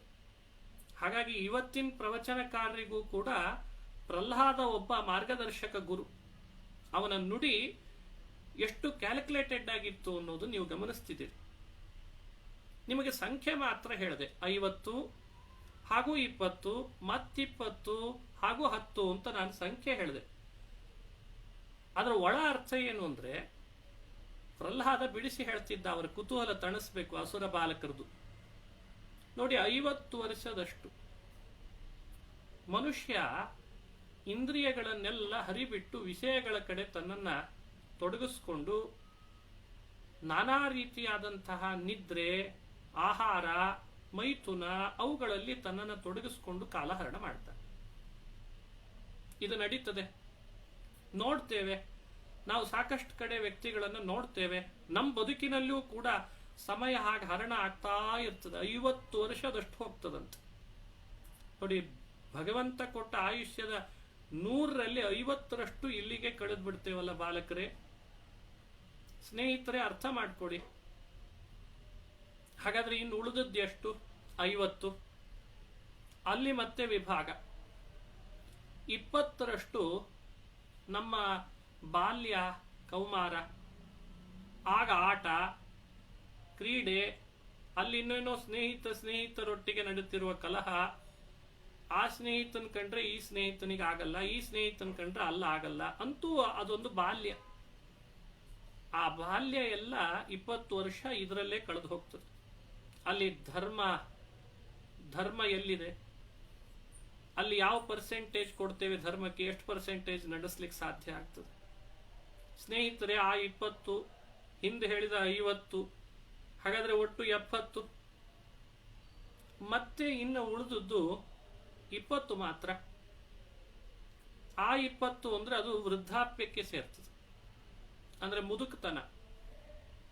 ಹಾಗಾದ್ರೆ ಮುದುಕತನಕ್ಕೆ 20, ಬಾಲ್ಯ ಕೌಮಾರಕ್ಕೆ ಅಂತ 20, ಅರ್ಧದಷ್ಟು ಮನುಷ್ಯ ನಿದ್ರೆ ಮೈಥುನಾದಿಗಳಿಗೆ, ನಿದ್ರೆ ವಿಹಾರಾದಿಗಳಿಗೆ ಕೊಟ್ಟ ಅಜಿತೇಂದ್ರಿಯನಾದದ್ರಿಂದ. ಹಾಗಾದ್ರೆ ಇನ್ನು ಉಳಿದದ್ದು ಯೌವನ, ಅದು ಕೇವಲ 10 ಮಾತ್ರ. ಆ 10 ನೋಡಿ, ಈ 90 ಮಾಡ್ಲಿಕ್ಕಾಗದೇ ಇದ್ದವ ಈ 10ರಲ್ಲೇನಾದ್ರೂ ಮಾಡ್ತೇವೆ ಅಂತಂದ್ರೆ ಇದು ದುಸ್ಸಾಹಸ ಅಲ್ವೇ ಸ್ನೇಹಿತರೆ? ನೋಡಿ, ಎಷ್ಟು ಕ್ಯಾಲ್ಕುಲೇಟೆಡ್ ಆಗಿ ಅಸುರ ಬಾಲಕರನ್ನ ತನ್ನೆಡೆಗೆ ಆತ ಸೆಳಿತಿದ್ದ ಅನ್ನೋದು ಅವನ ನುಡಿಯಿಂದ ನಮಗೆ ಅರ್ಥ ಆಗ್ತದೆ. ನೋಡಿ, ಇಂಥ ಮನುಷ್ಯನಿಗೆ ಇಂಥ ನುಡಿಗಳನ್ನು ಇವತ್ತು ಯಾರು ಹೇಳಿದ್ರೂ ಕೂಡ, ನಾನು ಪ್ರಹ್ಲಾದನ ಮಾತನ್ನ ಟ್ರಾನ್ಸ್ಲೇಟ್ ಮಾಡ್ತಿದ್ದೇನೆ ಅಥವಾ ಅವನ ಭಾವಾರ್ಥ ಹೇಳ್ತಿದ್ದೇನೆ. ಆ ಸ್ಟೈಲಲ್ಲಿ ನಿಮ್ಮ ಮುಂದೆ ನಾನು ಹೇಳಲಿಕ್ಕೆ ಶುರು ಮಾಡಿದ್ರೆ ತಾನಾಗೆ ಅದು ಅಯಸ್ಕಾಂತದಂತೆ ಮನುಷ್ಯನ ಬಡಿದೆಬ್ಬಿಸ್ತದೆ, ಹೌದಲ್ಲ ಅಂತ. ಇದು ಅವನ ನುಡಿಗಿದ್ದ ತಾಕತ್ತು ಅಂತ ನಾವು ಭಾವಿಸಬೇಕು. ಮಾತು ಬಲ್ಲವನಿಗೆ ಸೋಲಿಲ್ಲ ಅಂತ ಕನ್ನಡದಲ್ಲಿ ಒಂದು ನುಡಿ ಇದೆ. ಸುತ್ತಲೂ ಇದ್ದ ಪರಿವಾರ ಅಸುರರದೇ. ಒಬ್ಬ ಭಕ್ತ ಇರಲಿಲ್ಲ ಅಹೋಬಿಲದಲ್ಲಿ. ಯಾಕಂದ್ರೆ ಹಿರಣ್ಯಕಶ್ಯಪನ ಆಡಳಿತ ಒಂದರ್ಥದಲ್ಲಿ ಇವತ್ತು ಹೇಳ್ಬೋದು ಕಮ್ಯುನಿಸ್ಟ್ ಪಕ್ಷದ ವ್ಯವಸ್ಥೆ ಅಂತ ಹೇಳ್ಬೋದು ಬೇಕಂದ್ರೆ. ಅಷ್ಟು ವಿಚಿತ್ರವಾದ ಆಡಳಿತ, ನಿಮಗೆ ಕಲ್ಪನೆ ಮಾಡ್ಕೊಳ್ಳಿಕ್ ಸಾಧ್ಯ ಇಲ್ಲ. ಒಂದು ದೇವಸ್ಥಾನಗಳು ತೆಗೆದಿರ್ಲಿಲ್ಲಂತೆ, ಒಂದು ದೇವಸ್ಥಾನಗಳಲ್ಲಿ ಗಂಟೆ ಶಬ್ದ ಕೇಳ್ತಿರ್ಲಿಲ್ಲಂತೆ, ವೇದ ಮಂತ್ರಗಳು ಕಿವಿಗೆ ಬಿಡ್ತಿರ್ಲಿಲ್ಲಂತೆ. ಅಂದ್ರೆ ಹಿರಣ್ಯಕಶಿಪು ತನ್ನ ಆಡಳಿತವನ್ನ ಎಷ್ಟು ರೀತಿಯಿಂದ ಅವನು ಮಾಡ್ತಾ ಇದ್ದ. ಒಂದು ಪಾಠಶಾಲೆಗಳು, ವೇದ ಪಾಠಶಾಲೆಗಳು ತೆರೆದಿರ್ಲಿಲ್ಲ. ಎಲ್ಲೂ ಕೂಡ ನಡೆಯೋ ಹಾಗಿಲ್ಲ. ಗೋಶಾಲೆಗಳಿಲ್ಲ, ವೇದ ಪಾಠಶಾಲೆಗಳಿಲ್ಲ, ದೇವಸ್ಥಾನಗಳಿಲ್ಲ, ವೇದ ಮಂತ್ರಗಳಿಲ್ಲ, ವೇದ ತಿಳಿದವರಿಲ್ಲ, ಗಂಟೆ ಶಬ್ದಗಳಿಲ್ಲ, ಹೋಮ ಹವನಗಳಿಲ್ಲ, ಯಜ್ಞ ಯಾಗಾದಿಗಳಿಲ್ಲ, ದಾನ ಧರ್ಮಗಳಿಲ್ಲ. ಎಲ್ಲಿ ಏನ್ ಮಾಡಬೇಕಂದ್ರೂ ಹಿರಣ್ಯಕಶ್ಯಪು ಹಿರಣ್ಯಕಶ್ಯಪು ಹಿರಣ್ಯಕಶ್ಯಪು. ಇಂಥ ಒಂದು ವಿಚಿತ್ರವಾದ ಕಾಲ. ಆ ಪರಿಸರದೊಳಗೆ ಪ್ರಹ್ಲಾದ ಇದ್ದ. ಆದರೆ ಅವನ ನುಡಿಯನ್ನ ಆತ ಎಂದೂ ಬದಲು ಮಾಡಿಕೊಳ್ಳಿಲ್ಲ. ಅವನು ಕಂಡುಕೊಂಡ ಸತ್ಯವನ್ನ ಹೇಳೋದಕ್ಕೆ ಹಿಂದೇಟ್ ಹಾಕಲಿಲ್ಲ. ಅವನು ನಂಬಿದಂಥ ಆ ಪರಮಾತ್ಮನ ಬಗ್ಗೆ ಯಾವತ್ತೂ ಕೂಡ ಅವನು ಏನು ಮಾಡಿದ್ರೂ ಕೂಡ ಅದನ್ನ ಹಿಂದೆ ತಕ್ಕೊಳ್ತಿರ್ಲಿಲ್ಲ. ಇದು ಅವನ ವ್ಯಕ್ತಿತ್ವ ಅಂತ ನಾವು ಪ್ರಹ್ಲಾದನ ಚರಿತ್ರೆಯಿಂದ ತಿಳಿತೇವೆ. ಇವತ್ತು ನಮ್ಮ ಬದುಕಿನಲ್ಲಿ ಅವಕಾಶಗಳು ಸಾಕಷ್ಟಿದೆ. ಅಂಥ ಹಿರಣ್ಯಕಶಿಪುವಿನ ಆಡಳಿತದಷ್ಟು ಘೋರ ಇಲ್ಲ ಇವತ್ತು. ಆದರೆ ನಾವೆಲ್ಲೋ ಒಂದ್ ಕಡೆಯಿಂದ ನಮಗೆ ನಾವೆಲ್ಲೋ ಮೋಸ ಮಾಡ್ಕೊಳ್ತಿದ್ದೇವೋ ಏನು. ಅಂದಿನ ಪ್ರಹ್ಲಾದನ ಕಥೆ ಇವತ್ತು ಬಹಳ ಅಪೂರ್ವವಾದ ಮಾರ್ಗದರ್ಶಕವಾದ ಕಥೆ. ನೋಡಿ, ಅವನ ನುಡಿಯಲ್ಲಿ ಹಿರಣ್ಯಕಶಿಪುವಿನ ಎಲ್ಲೋ ಒಂದ್ ಕಡೆ ಹಿರಣ್ಯಕಶಿಪುವಿನ ಅವತ್ತು ಅವನು ಎಲ್ಲರ ತಲೆಯಲ್ಲಿ ತುಂಬುತ್ತಾ ಇದ್ದ ಏನೊಂದು ಸಿದ್ಧಾಂತ ಇತ್ತು, ಅದು ಏನ್ ಮಾಡಿದ್ರೂ ಒಪ್ಪಿಕೊಳ್ಳಿಕ್ಕೆ ಆಗಬಾರದು, ಹಾಗೆ ಮಾಡಿಬಿಟ್ಟ ಪ್ರಹ್ಲಾದ. ಅವತ್ತಿನ ದೈತ್ಯ ಬಾಲಕರು ಇಷ್ಟು ಕ್ಯಾಲ್ಕುಲೇಟೆಡ್ ಆಗಿ ಹೇಳಿದಾಗ ಪ್ರಹ್ಲಾದನಿಗೆ ಒಂದು ಪ್ರಶ್ನೆ ಕೇಳಿದ್ರಂತ. ಪ್ರಹ್ಲಾದ, ಆಯ್ತು, ಹಾಗಾದ್ರೆ ಸಣ್ಣ ವಯಸ್ಸಿನಿಂದಲೇ ನಿನ್ನ ದೃಷ್ಟಿಯಲ್ಲಿ ಭಾಗವತ ಧರ್ಮವನ್ನು ಆಚರಣೆ ಮಾಡೋಣ, ಅದರಿಂದ ಆ ದೇವರು ಪ್ರೀತನಾಗ್ತಾನೆ ಅಂತ ಇದ್ದಿ ಅಲ್ಲ. ಆ ದೇವರು ಅಂದ್ರೆ ನಿನ್ನ ದೃಷ್ಟಿಯಲ್ಲಿ ಯಾರು? ನಮಗೆ ನಿನ್ನ ಮಾತಿನಲ್ಲಿ ಹೇಳ್ಬೋದಾ, ತೋರಿಸ್ಬೋದಾ, ತಿಳಿಸ್ಬೋದಾ ಅಂತ ಕೇಳಿದ್ರಂತೆ. ನೋಡಿ, ಅವನ ನುಡಿಯ ಆ ಶಕ್ತಿ ಎಷ್ಟು ಅಂತನ್ಲಿಕ್ಕೆ ಈ ಪ್ರಹ್ಲಾದನ ಮಾತನ್ನು ನೀವು ಗಮನಿಸ್ರಿ. ಈಗ ಏನೂ ಗೊತ್ತಿಲ್ಲದ ದೇವರ ಬಗ್ಗೆ, ಹುಟ್ಟಿನಿಂದ ದೇವರು ಅನ್ನೋ ಕಲ್ಪನೆ ಗೊತ್ತಿಲ್ಲದಂತಹ ಒಂದು ಗುಂಪಿಗೆ, ಒಂದು ವರ್ಗಕ್ಕೆ, ಅಸುರರ ಗುಂಪಿಗೆ, ಅದು ಅಸುರರ ವರ್ಗಕ್ಕೆ ದೇವರು ಅಂತ ಒಬ್ಬನಿದ್ದಾನೆ ಅಂತ ಪರಿಚಯ ಮಾಡಿಸೋದಿದೆ ಅಲ್ಲ, ಇದು ಚಾಲೆಂಜ್ ಅಲ್ವಾ? ನೋಡಿ, ನಮ್ಮ ಬದುಕಿನಲ್ಲೂ ಇಂಥ ಚಾಲೆಂಜ್ಗಳನ್ನ ನಾವು ಎದುರಿಸ್ಬೇಕು. ಇವತ್ತು ಸುತ್ತಲೂ ನಾಸ್ತಿಕರಿರ್ಲಿ, ನಾನೊಬ್ಬ ಆಸ್ತಿಕನಿರ್ಲಿ, ಆದರೆ ನನ್ನ ಆಸ್ತಿಕತೆ, ನಾನ್ ನಂಬಿದ ಆ ಪರಮಾತ್ಮ ನನ್ನ ಮಾತಿನ ಮೂಲಕವಾಗಿ ನಿಮ್ಮೆಲ್ಲರನ್ನೂ ದೇವರಿದ್ದಾನೆ ಅಂತ ನಂಬಿಸುವಂಥ ನನ್ನ ಮಾತಿನ ಮೂಲಕವಾಗಿ ಆ ವಿಶ್ವಾಸ ನಿಮ್ಮೆಲ್ಲರಲ್ಲೂ ಬೆಳೆಸೋದಿದೆ ಅಲ್ಲ, ಇದನ್ನ ಪ್ರಹ್ಲಾದನಿಂದ ಕಲಿಬೇಕು ಅಂತದ್ದು. ಎಂಥ ಅದ್ಭುತ! ಅವನು ಸತ್ಯಾಗ್ರಹ ಕೂಡ್ತಿರ್ಲಿಲ್ಲ, ಅವನು ಸಂಘಟನೆ ಮಾಡಲಿಲ್ಲ, ಅವನು ಪ್ರತಿಭಟನೆ ಮಾಡಲಿಲ್ಲ, ಅವನು ರಾಜಕುಮಾರ ಅಂತ ತನ್ನನ್ನ ತಾನು ಬೀಗಲಿಲ್ಲ, ಅವನು ರಾಜನೀತಿಯಲ್ಲಿ ಒಳಗೆ ಹೋಗಲಿಲ್ಲ, ಅಥವಾ ಅಸುರ ಬಾಲಕರ ಮೇಲೆ ದಂಡ ಹಾಕಲಿಲ್ಲ, ಛದ್ಮ ಮಾಡಲಿಲ್ಲ, ವೇಷ ಬದಲಾಯಿಸಲಿಲ್ಲ. ಸರಳವಾದ ಒಂದು ಮಾನವೀಯ ವ್ಯವಸ್ಥೆಗಳಲ್ಲಿ ನಾವೇನಿವತ್ತು ನೋಡ್ತೇವೆ ಅಂಥದ್ದನ್ನ ಅಸುರರಲ್ಲಿ ತಂದು ಕೊಟ್ಟಂತಹ ಬಹಳ ದೊಡ್ಡ ಕ್ರಾಂತಿಕಾರಿ ಅಂದ್ರೆ ಅದು ಪ್ರಹ್ಲಾದ. ಅಹಿಂಸಾತ್ಮಕ ಮಾರ್ಗದಲ್ಲಿ ಹಿಂಸಾತ್ಮಕರಾದ ಅಸುರರನ್ನು ಕೂಡ ಒಬ್ಬ ದೇವರು ಅಂತಿದ್ದಾನೆ ಅಂತ ಅಂಥವರಿಗೂ ಕಲ್ಪನೆ ಕೊಟ್ಟಂತಹ ಮಹಾನುಭಾವ ಅಂದ್ರೆ ಅದು ಪ್ರಹ್ಲಾದ. ಆಲೋಚನೆ ಮಾಡಿ, ಅಂದಿನ ಬಾಲಕರಿಗೆ ಅವನು ದೇವರು ಅನ್ನೋ ಕಲ್ಪನೆ ಕೊಡ್ಲಿಕ್ಕೆ ಅವನ ಮಾತು ಎಷ್ಟು ಸ್ಟ್ರಾಂಗ್ ಇತ್ತು ಅಂತ ಗೊತ್ತಾಗ್ತದೆ. ಭಾಗವತ ಅದನ್ನು ಉದಾಹರಿಸ್ತದೆ. ಆತ ಹೇಳಿದಂತೆ, ಸ್ವರ್ಣಂ ಯಥಾ ಗ್ರಾವಸು ಹೇಮಕಾರಃ ಕ್ಷೇತ್ರೇಷು ಯೋಗೈಃ ತದಭಿಜ್ಞ ಆಪ್ನುಯಾತ್ ಕ್ಷೇತ್ರೇಷು ದೇಹೇಷು ತಥಾತ್ಮಯೋಗೈಃ ಅಧ್ಯಾತ್ಮವಿದ್ ಬ್ರಹ್ಮಗತಿಂ ಲಭೇತ. ಇದು ಪ್ರಹ್ಲಾದನ ಅವತ್ತು ಆ ದೈತ್ಯ ಬಾಲಕರ ಉಪದೇಶದ ಕ್ಲಾಸ್ನಲ್ಲಿ, ಅವರಿಗೆ ಉಪದೇಶ ಮಾಡುವಾಗ ಕ್ಲಾಸ್ ರೂಮ್ನಲ್ಲಿ ಕೊಟ್ಟಂತ ಒಂದು ಸ್ಟೇಟ್ಮೆಂಟ್. ಏನ್ ಈ ಸ್ಟೇಟ್ಮೆಂಟಿನ ಭಾವ ಅಂದ್ರೆ, ನೋಡಿ, ಅಸುರ ಬಾಲಕರಿಗೆ ಅವನೇನು ವೇದ ಮಂತ್ರ ಹೇಳಲಿಲ್ಲ ದೇವರಿದ್ದಾನೆ ಅಂತ ತೋರಿಸ್ಲಿಕ್ಕೆ, ಅಥವಾ ಯಾವುದೋ ಒಂದು ತಾರ್ಕಿಕ ಭಾಷೆಯಲ್ಲಿ ಹೇಳಲಿಲ್ಲ, ಅಥವಾ ಎಕ್ಸ್ಪೆರಿಮೆಂಟ್ ಮಾಡಿ ತಕ್ಷಣಕ್ಕೆ ಅವನಿಗೆ ತೋರಿಸ್ಲಿಲ್ಲ. ಆದರೆ ಆ ಅಸುರ ಬಾಲಕರಿಗೆ ದೇವರು ಅಂದ್ರೆ ಏನು ಅಂತ ಒಂದು ಕಲ್ಪನೆ ಕೊಡಬೇಕಾಗಿದೆ. ಕೊಟ್ಟ ಪ್ರಹ್ಲಾದ. ಹ್ಯಾಕ್ ಕೊಟ್ಟ ಅಂದ್ರೆ ಆತ ಹೇಳ್ದ, ನೋಡಿ ಸ್ನೇಹಿತರೆ, ದೇವರು ಅಂತನ್ನೋನನ್ನ ಹ್ಯಾಕ್ ತಿಳಿಬೇಕು? ನಿಮಗೆ ಬಂಗಾರದ ಪರಿಚಯ ಇದೆನಾ ಅಂತಂದ. ಗೋಲ್ಡ್ ಪರಿಚಯ ಇರಬೇಕಲ್ಲ ನಿಮಗೆಲ್ಲ. ಇದೆ ಅಂತ ಹೇಳಿದ್ರು. ಅದು ಎಲ್ಲಿರ್ತದೆ? ಅದು ಕಲ್ಲು ಮಣ್ಣಿನಲ್ಲಿರ್ತದೆ, ಖನಿಜ. ಅದು ಬಂಗಾರ ಯಾವತ್ತಿದ್ರು ಖನಿಜ ಅಲ್ವೇ?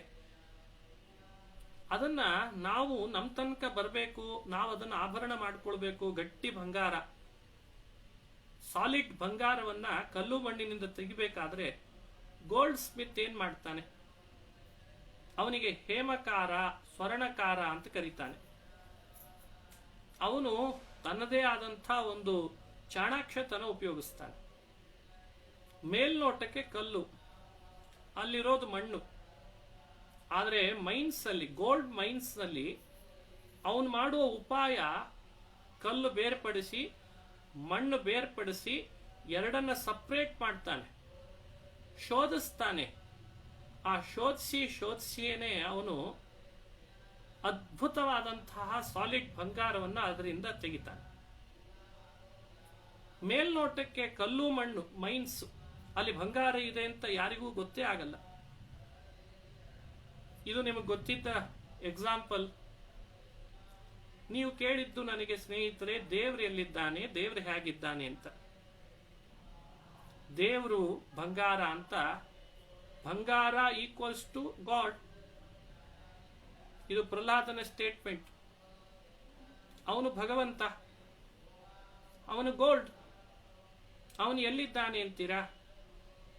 ಈಗ ನಮ್ಮೆಲ್ಲರಿಗೆ ಕಣ್ಣಿಗೆ ಕಾಣ್ತಾ ಇರುವಂತಹ ಚೇತನ ಹಾಗೂ ಅಚೇತನ, ಇದು ದೇವರನ್ನು ಕಾಣ್ಲಿಕ್ಕಿರುವ ಅಪೂರ್ವವಾದ ಮೈನ್ಸ್ ಅಂತ ಹೇಳ್ದ.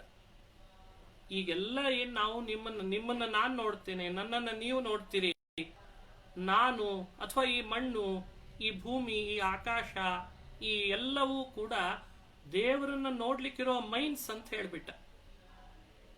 ಇದೆಲ್ಲ ಮೈನ್ಸ್. ಈ ಗಣಿಯಲ್ಲಿ ನಾವು ಒಬ್ಬ ಗೋಲ್ಡ್ ಸ್ಮಿತ್ತಿನಂತ ಆಗ್ಬೇಕಾಗಿದೆ. ಅವನು ಬಹಳ ಕುಶಲ, ಬಂಗಾರ ತೆಗೆಯೋನು ಸಾಧಾರಣ ಅಲ್ಲ. ಹಾಗೆ ನಾವು ಕೂಡ ಅಧ್ಯಾತ್ಮ ಕುಶಲರಾಗಬೇಕು. ಆ ಉಪಾಯವನ್ನ ನಾವು ಕೂಡ ಅಧ್ಯಾತ್ಮ ಯೋಗ ಅನ್ನೋ ಉಪಾಯವನ್ನ ಬಳಸಿದರೆ, ಚೆನ್ನಾಗಿ ಕಲ್ಲನ್ನ ಮಣ್ಣನ್ನ ಬೇರ್ಪಡಿಸಿದಾಗ, ಸಪ್ರೇಟ್ ಮಾಡಿದಾಗ, ಸಾಲಿಡ್ ಬಂಗಾರವನ್ನ ಹೇಗೆ ಒಬ್ಬ ಗೋಲ್ಡ್ ಸ್ಮಿತ್ ತೆಗಿಬಲ್ಲ, ನಾವು ನೀವು ಎಲ್ಲರೂ ಒಬ್ಬೊಬ್ಬ ಗೋಲ್ಡ್ ಸ್ಮಿತ್ ಆಗ್ಬೇಕು ಅಂತಂದ. ಅಧ್ಯಾತ್ಮ ಸ್ಮಿತ್. ಇದು ಗೋಲ್ಡ್ ಸ್ಮಿತ್ ಅಲ್ಲ, ಅಧ್ಯಾತ್ಮ ಸ್ಮಿತ್. ನಾವೆಲ್ಲರೂ ಆಗ್ಬೇಕಪ್ಪ ಸ್ನೇಹಿತರೆ. ನಿಮ್ಮ ಬುದ್ಧಿ ಅದು ಹರಿತವಾದದ್ದು, ಅದು ಯಾವುದಕ್ಕೂ ಕಡಿಮೆ ಇಲ್ಲ ಸ್ನೇಹಿತರೆ. ನಿಮ್ಮ ಬುದ್ಧಿ, ನೀವು ಕಂಡುಕೊಳ್ಬೇಕಾದ ಸತ್ಯ ನಿಮಗೇ ಸೇರ್ತದೆ. ನೀವು ಸ್ವಲ್ಪ ಅದರ ಕಡೆ ಗಮನ ಹರಿಸಿದರೆ ಸಾಕು ಸ್ನೇಹಿತರೆ. ಈ ಚೇತನ ಹಾಗೂ ಈ ಅಚೇತನ ಅಂತೇನಿದೆ, ಇದು ಕಲ್ಲು ಮಣ್ಣು, ಇದನ್ನು ಸಪ್ರೇಟ್ ಮಾಡ್ತಾ ಬನ್ನಿ ಬುದ್ಧಿಯಿಂದ ಅಂತಂದ. ಶೋಧಿಸಿ ಕಲ್ಲು ಹೀಗೆ ಯಾಕಿದೆ, ಕಲ್ಲಿನೊಳಗಿರುವ ಗುಣ, ಮಣ್ಣು ಹೀಗೆ ಯಾಕಿದೆ, ಮಣ್ಣಿನೊಳಗಿರುವ ಗುಣ, ಅದನ್ನೂ ಅರಿಯಿರಿ. ಅದರೊಳಗೆ ಯಾವ್ಯಾವ ಅಂಶದಲ್ಲಿ ಗೋಲ್ಡ್ ಸೇರ್ಕೊಂಡಿದೆ ಅದನ್ನು ಬೇರ್ಪಡಿಸಿ. ಹಾಗೆ ಚೇತನ, ಅವನ ಸ್ವಭಾವ, ಅವನ ಗುಣಧರ್ಮ, ಅವನ ಆಟಿಟ್ಯೂಡು. ಅಚೇತನ, ಅದರಿಂದ ಆಗುವಂಥ ಪರಿಣಾಮ, ವಿಕಾರ, ಅವುಗಳದ್ದು ಅದನ್ನ ಸ್ವಲ್ಪ ಆಲೋಚಿಸಿ. ಇವುಗಳೆಲ್ಲ ಯಾರಿಂದ ಬಂತು, ಯಾರಿದ್ದಾನೆ ಇಲ್ಲಿ ಒಳಗೆ ಅಂತ ಇಷ್ಟೆಲ್ಲ ನಡೀತಾ ಇದೆ ಅಂತ ಸ್ವಲ್ಪ ಆಲೋಚಿಸಿ.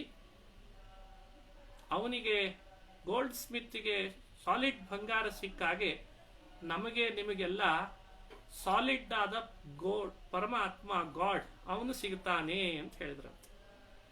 ನೋಡಿ, ಇಂಥ ಎಕ್ಸಾಂಪಲ್ಸ್, ಇಂಥ ವಿಷಯಗಳನ್ನ, ಇದು ಅವನ ನುಡಿಯಲ್ಲಿದ್ದಂತಹ ಅಪೂರ್ವವಾದ ವಿಷಯ. ಇದನ್ನ ನಾವು ಗಮನಿಸಬೇಕು. ಅವನ ನುಡಿ ನಮ್ಮ ಮೇಲೆ ಹೇಗೆ ಪ್ರಭಾವಶಾಲಿಯಾಗಿದೆ. ಇನ್ನು ಒಂದು ಹೇಳಿದೆ ಅಷ್ಟೇ, ಇಂಥವು ಸುಮಾರು ನುಡಿಗಳಿದ್ದಾವೆ, ಅದನ್ನ ನಾವು ಆಲೋಚನೆ ಮಾಡಬೇಕು. ಅವನ ನುಡಿ, ಇದನ್ನು ಕೇಳಿದಂಥ ಅಸುರ ಬಾಲಕರಿಗೆ ಸಹಜವಾಗಿ ಮನಸ್ಸಿನಲ್ಲಿ ಒಂದು ಪರಿವರ್ತನೆ ಆಯ್ತಂತೆ. That's A call conversion. ಅಂದ್ರೆ ಮನುಷ್ಯ ಬದಲಾವಣೆಯನ್ನ ಬಲವಂತದಿಂದ ಮಾಡಿದ ಅಂತಾದ್ರೆ ಅದು ಅಫೆನ್ಸ್ ಆಗ್ತದೆ. ಸ್ವಾರ್ಥಕ್ಕಾಗಿಯೋ ಹಣಕ್ಕಾಗಿಯೋ ಅಂತ ಕನ್ವರ್ಷನ್ ನಡೀತದೆ ಇವತ್ತು, ಮತಾಂತರ, ಅದು ಅಫೆನ್ಸ್. ಬಟ್ ಪ್ರಹ್ಲಾದ ಮಾತ್ರ ಅಂದಿನ ಕಾಲದಲ್ಲೇ ಒಂದು ಕನ್ವರ್ಷನ್ ಮಾಡಿದ. ಅದು ಬೌದ್ಧಿಕವಾಗಿ ನೋಡಿ, ಜಗತ್ತಿನೊಳಗೆ ಆಸ್ತಿಕತೆ ಅನ್ನೋದು ಅಪೂರ್ವವಾದ ರೀತಿಯಲ್ಲಿ ಅಸುರ ಬಾಲಕರಲ್ಲಿಯೂ ಮೊಟ್ಟ ಮೊದಲು ತುಂಬಿ ಅವರನ್ನ ಪರಿವರ್ತಿಸಿದ ಕೀರ್ತಿ ಅದು ಪ್ರಹ್ಲಾದನಿಗೆ ಹೋಗ್ತದೆ. ಹಾಗಾಗಿ ನಾವು ನೀವುಗಳೆಲ್ಲ ಈ ಅಂಶವನ್ನು ವಿಶೇಷವಾಗಿ ಇವತ್ತು ಗಮನ ಹರಿಸಲೇಬೇಕಾಗಿದೆ. ಯಾವ ಅರ್ಥದಲ್ಲಿ ಅಂತ ಸೂಚ್ಯವಾಗಿ ನಾನು ಹೇಳಿದ್ದೇನೆ. ಒಂದು ಚಿಂತಿಸಬಹುದು, ನಾಸ್ತಿಕತೆ, ಭ್ರಷ್ಟಾಚಾರ, ಹಣದ ಹೊಳೆ, ಇವುಗಳಿಗೆ ಮೋಸ, ಇವುಗಳಿಗೆ ಒಂದೆಲ್ಲೋ ಒಂದು ಕಡೆಯಲ್ಲಿ ಆಸುರಿ ಶಕ್ತಿ ಏನೆಲ್ಲ ಮಾಡಿಸ್ತದೆ ಅಂತಂದ್ರೆ, ಹಾಗೆ ಆಸ್ತಿಕರಾಗಿದ್ದು ಪ್ರಹ್ಲಾದನಂತೆ ದೈವದ ಮೇಲೆ ವಿಶ್ವಾಸ ಇಟ್ಟು ಧರ್ಮವನ್ನ ನಾವು ಮಾಡಿ ಇನ್ನೊಬ್ಬರಿಗೂ ಮಾಡುವಂತೆ ಧರ್ಮದ ರಕ್ಷಣೆಗೆ ಒಳಪಟ್ಟು ಇದ್ದಾನವನೊಬ್ಬ, ಅವ ನಮ್ಮನ್ನು ರಕ್ಷಿಸ್ತಾನೆ ಅಂತ ದೃಢವಾದ ಅವನ ಮೇಲೆ ವಿಶ್ವಾಸ ಇಟ್ಟು ಹೊರಟ್ರೆ ನಾಸ್ತಿಕತೆಗಿರುವಂತಹ ಶಕ್ತಿ ಹೇಗೋ ಹಾಗೆ ಇದೊಂದು ಆಸ್ತಿಕತೆಗೆ ಶಕ್ತಿ ಇಲ್ಲ ಅಂತೀರ? ಸ್ವಲ್ಪ ಅನುಭವಿಸಿ ನೋಡಿ. ಎಲ್ಲೋ ಒಂದ್ ಕಡೆಯಿಂದ ನಾವೇ ಅದನ್ನು ದೂರ ಮಾಡಿದ್ದಕ್ಕೆ ನಮ್ಮಿಂದ ಅದು ದೂರ ಆದಂತೆ ಕಾಣಿಸ್ತಾ ಇದೆ. ಈ ಆಟಿಟ್ಯೂಡ್ ಅನ್ನ ಪ್ರಹ್ಲಾದ ತನ್ನ ಒಳಗಿದ್ದದ್ದನ್ನು ಎಕ್ಸ್ಪೋಸ್ ಮಾಡಿದ್ದಕ್ಕೆ ಮಾತಿನಿಂದ ಅಸುರ ಬಾಲಕರಂಥವರು ಕೂಡ ಅವತ್ತು ದೈವ ಭಕ್ತರಾದ್ರಂತೆ, ಒಪ್ಪಿದ್ರು. ಹೌದು, ನೀನು ಹೇಳ್ದಂತೆ 12 ಲಕ್ಷಣ, ಆ 12 ಲಕ್ಷಣಗಳು ಭಗವಂತನಿಗಿದ್ದದ್ದನ್ನ ಹೇಳಿದ್ದಂತವತ್ತು. ಅದನ್ನ ತಿಳಿದ್ರು, ದೈವದ ಚಿಂತನೆ ಮಾಡೋಣ ಅಂತ ಅನಿಸಿತು. ಅವರೆಲ್ಲ ಭಗವಂತನ ಭಜನೆಯಲ್ಲಿ ತೊಡಗುವಂತಾಯ್ತಂತೆ. ಇದು ನೋಡಿ ರೆವಲ್ಯೂಷನ್ ಅಂತಂದ್ರೆ ನಿಜವಾಗ್ಲೂ ಇದು ರೆವಲ್ಯೂಷನ್. ಅಸುರ ಕುಲದಲ್ಲಿ ಹುಟ್ಟಿದಂಥವರನ್ನ ಒಬ್ಬ ವ್ಯಕ್ತಿ ತನ್ನೊಳಗಿರುವ ಆಸ್ತಿಕತೆಯ ಶಕ್ತಿಯನ್ನ ಹರಿಸಿ ಅವರನ್ನು ಕೂಡ ಆಸ್ತಿಕರನ್ನಾಗಿ ಮಾಡ್ತಾನೆ ಅಂದ್ರೆ ಇದು ಪ್ರಹ್ಲಾದನ ನುಡಿ ಎಷ್ಟು ತಾಕತ್ತಿತ್ತು. ಇವತ್ತು ನಾವು ಅದರಿಂದ ಏನ್ ಪಾಠ ಕಲಿಬೇಕಾಗಿದೆ ಅನ್ನೋದನ್ನು ಸೂಕ್ಷ್ಮವಾಗಿ ಪ್ರಹ್ಲಾದನ ಕಥೆಯನ್ನು ಕೇಳುವಾಗ ನಮಗೆ ಅರ್ಥ ಆಗ್ತದೆ. ಇನ್ನು ನನ್ನ ಸಮಯಕ್ಕನುಗುಣ ಅವನ ನುಡಿ ಒಂದೆರಡು ಯೋಚನೆ ಮಾಡಿದರೆ, ಇನ್ನು ಅವನ ನಡೆ ಏನಾಗಿತ್ತು? ಪ್ರಾಣ ಹೋದ್ರೂ ಪರವಾಗಿಲ್ಲ, ನಾನು ಆ ಭಗವಂತನನ್ನ ಬಿಡಲ್ಲ. ಅವನ ನಡೆಯಲ್ಲಿ ಇದು ಬಹಳ. ನನಗೆ ಕೊಲ್ಲಿಕ್ಕೆ ಆದೇಶ ಮಾಡ್ತೀಯಾ? ಮಾಡು, ಪರವಾಗಿಲ್ಲ. ಒಂದು ಹೇಳ್ತಿದ್ದ ಪ್ರಹ್ಲಾದ, ಅವನ ನಡೆಯಲ್ಲಿ ನೀವು ಗಮನಿಸಿ, ಎಂತ ಅದ್ಭುತ. ನನಗೆ ಯಾವ ಪರಮಾತ್ಮ ಹೀಗೆ ಅಂತ ಪ್ರೇರಣೆ ಮಾಡಿದ್ದಾನೆ ಭಕ್ತನನ್ನಾಗಿ, ದ್ವೇಷ ಮಾಡ್ಲಿಕ್ಕೂ ಹಿರಣ್ಯಕಶಿಪುವಿನಲ್ಲಿ ಅವನೇ ಇದ್ದಾನೆ ಅನ್ನೋದು ಅವನ ನಡೆ ಆಗಿತ್ತಂತೆ. ಎಂಥ ವಿಚಿತ್ರ ನಡೆ ನೋಡಿ. ಇದನ್ನು ಕಲಿಬೇಕು ಪ್ರಹ್ಲಾದನಿಂದ. ದ್ವೇಷ ಮಾಡುವವ, ಬೈಯುವವ, ಬೈಗಳುಗಳನ್ನು ಬೈಯುವವ, ಹೊಡೆಯುವವ, ಕೊಲ್ಲುವ ಪ್ರಯತ್ನ ಮಾಡುವವ, ವಿಷ, ಬೆಂಕಿ, ತುಳಿಲಿಕ್ಕೆ ಬಂದ ಆನೆ, ಬೆಂಕಿ ಹಚ್ಚಲಿಕ್ಕೆ ಅಂತ ಉಪಯೋಗಿಸಿದ ಕಟ್ಟಿಗೆ, ಖಡ್ಗ, ಇವುಗಳಲ್ಲೆಲ್ಲದರಲ್ಲಿಯೂ ಕೂಡ ನನ್ನೊಳಗೆ ಇರುವಂಥ ಒಬ್ಬ ಬಿಂಬ ಯಾವ ಶ್ರೀಹರಿ ಇದ್ದಾನೆ ಅವನೇ ಅಲ್ಲೆಲ್ಲ ಇದ್ದಾನೆ ಅಂತ ಮನಗಂಡ್ತಿದ್ದಂತೆ. ಇದು ಅವನ ನಡೆ. ಅಬ್ಸಲ್ಯೂಟ್ಲಿ ಅತ್ಯದ್ಭುತವಾದದ್ದು. ಇದು ಅತ್ಯದ್ಭುತವಾದದ್ದು. ಅವೇಜಿಮ್ ಅಂತಾರಲ್ಲ, ಅವೇಜಮ್, ಹಾಗೆ ಅತ್ಯದ್ಭುತ. ಅಂದ್ರೆ ಕೊಲ್ಲಿಕ್ ಬರುವವನಲ್ಲಿಯೂ ದೇವರನ್ನ ಕಾಣ್ತಾನೆ. ನನ್ನಲ್ಲಿ ಅಷ್ಟೇ ಅಲ್ಲೋ, ನನ್ನಲ್ಲಿರೋನೇ ನಿನ್ನಲ್ಲೂ ಇದ್ದಾನೆ ಅಂತಾನೆ. ಈ ನಡೆ ಜಗತ್ತಿನೊಳಗೆ ಬರೋದು ಕಷ್ಟ.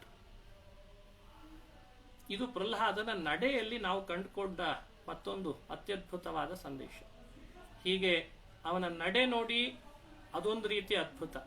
ಅವನ ನುಡಿ ಅದು ಮ್ಯಾಗ್ನೆಟಿಕ್ ಪವರ್ ಇರುವ ನುಡಿ. ಅವನ ಗುಣ ಆಗಲೇ ತೋರಿಸಿದಂತೆ ಅದು ಪ್ರತಿಯೊಬ್ಬ ಮನುಷ್ಯನೂ ಕೂಡ ತನ್ನನ್ನು ಬದಲಾಯಿಸಿಕೊಳ್ಳಿಕ್ಕಿರುವಂತಹ ನುಡಿ.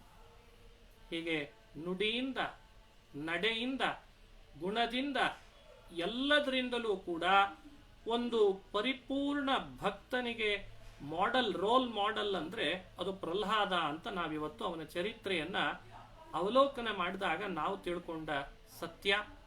ಇದು ನಮ್ಮೆಲ್ಲರಿಗೂ ನಾನಾ ರೀತಿಯಿಂದ ನಮ್ಮ ಬದುಕನ್ನ ಬದಲು ಮಾಡಲಿಕ್ಕೆ ಸಾಧ್ಯವಾಗ್ತದೆ ಅಂತ ನಾವದನ್ನು ಅವಲೋಕನೆ ಮಾಡಲಿಕ್ಕಿದೆ.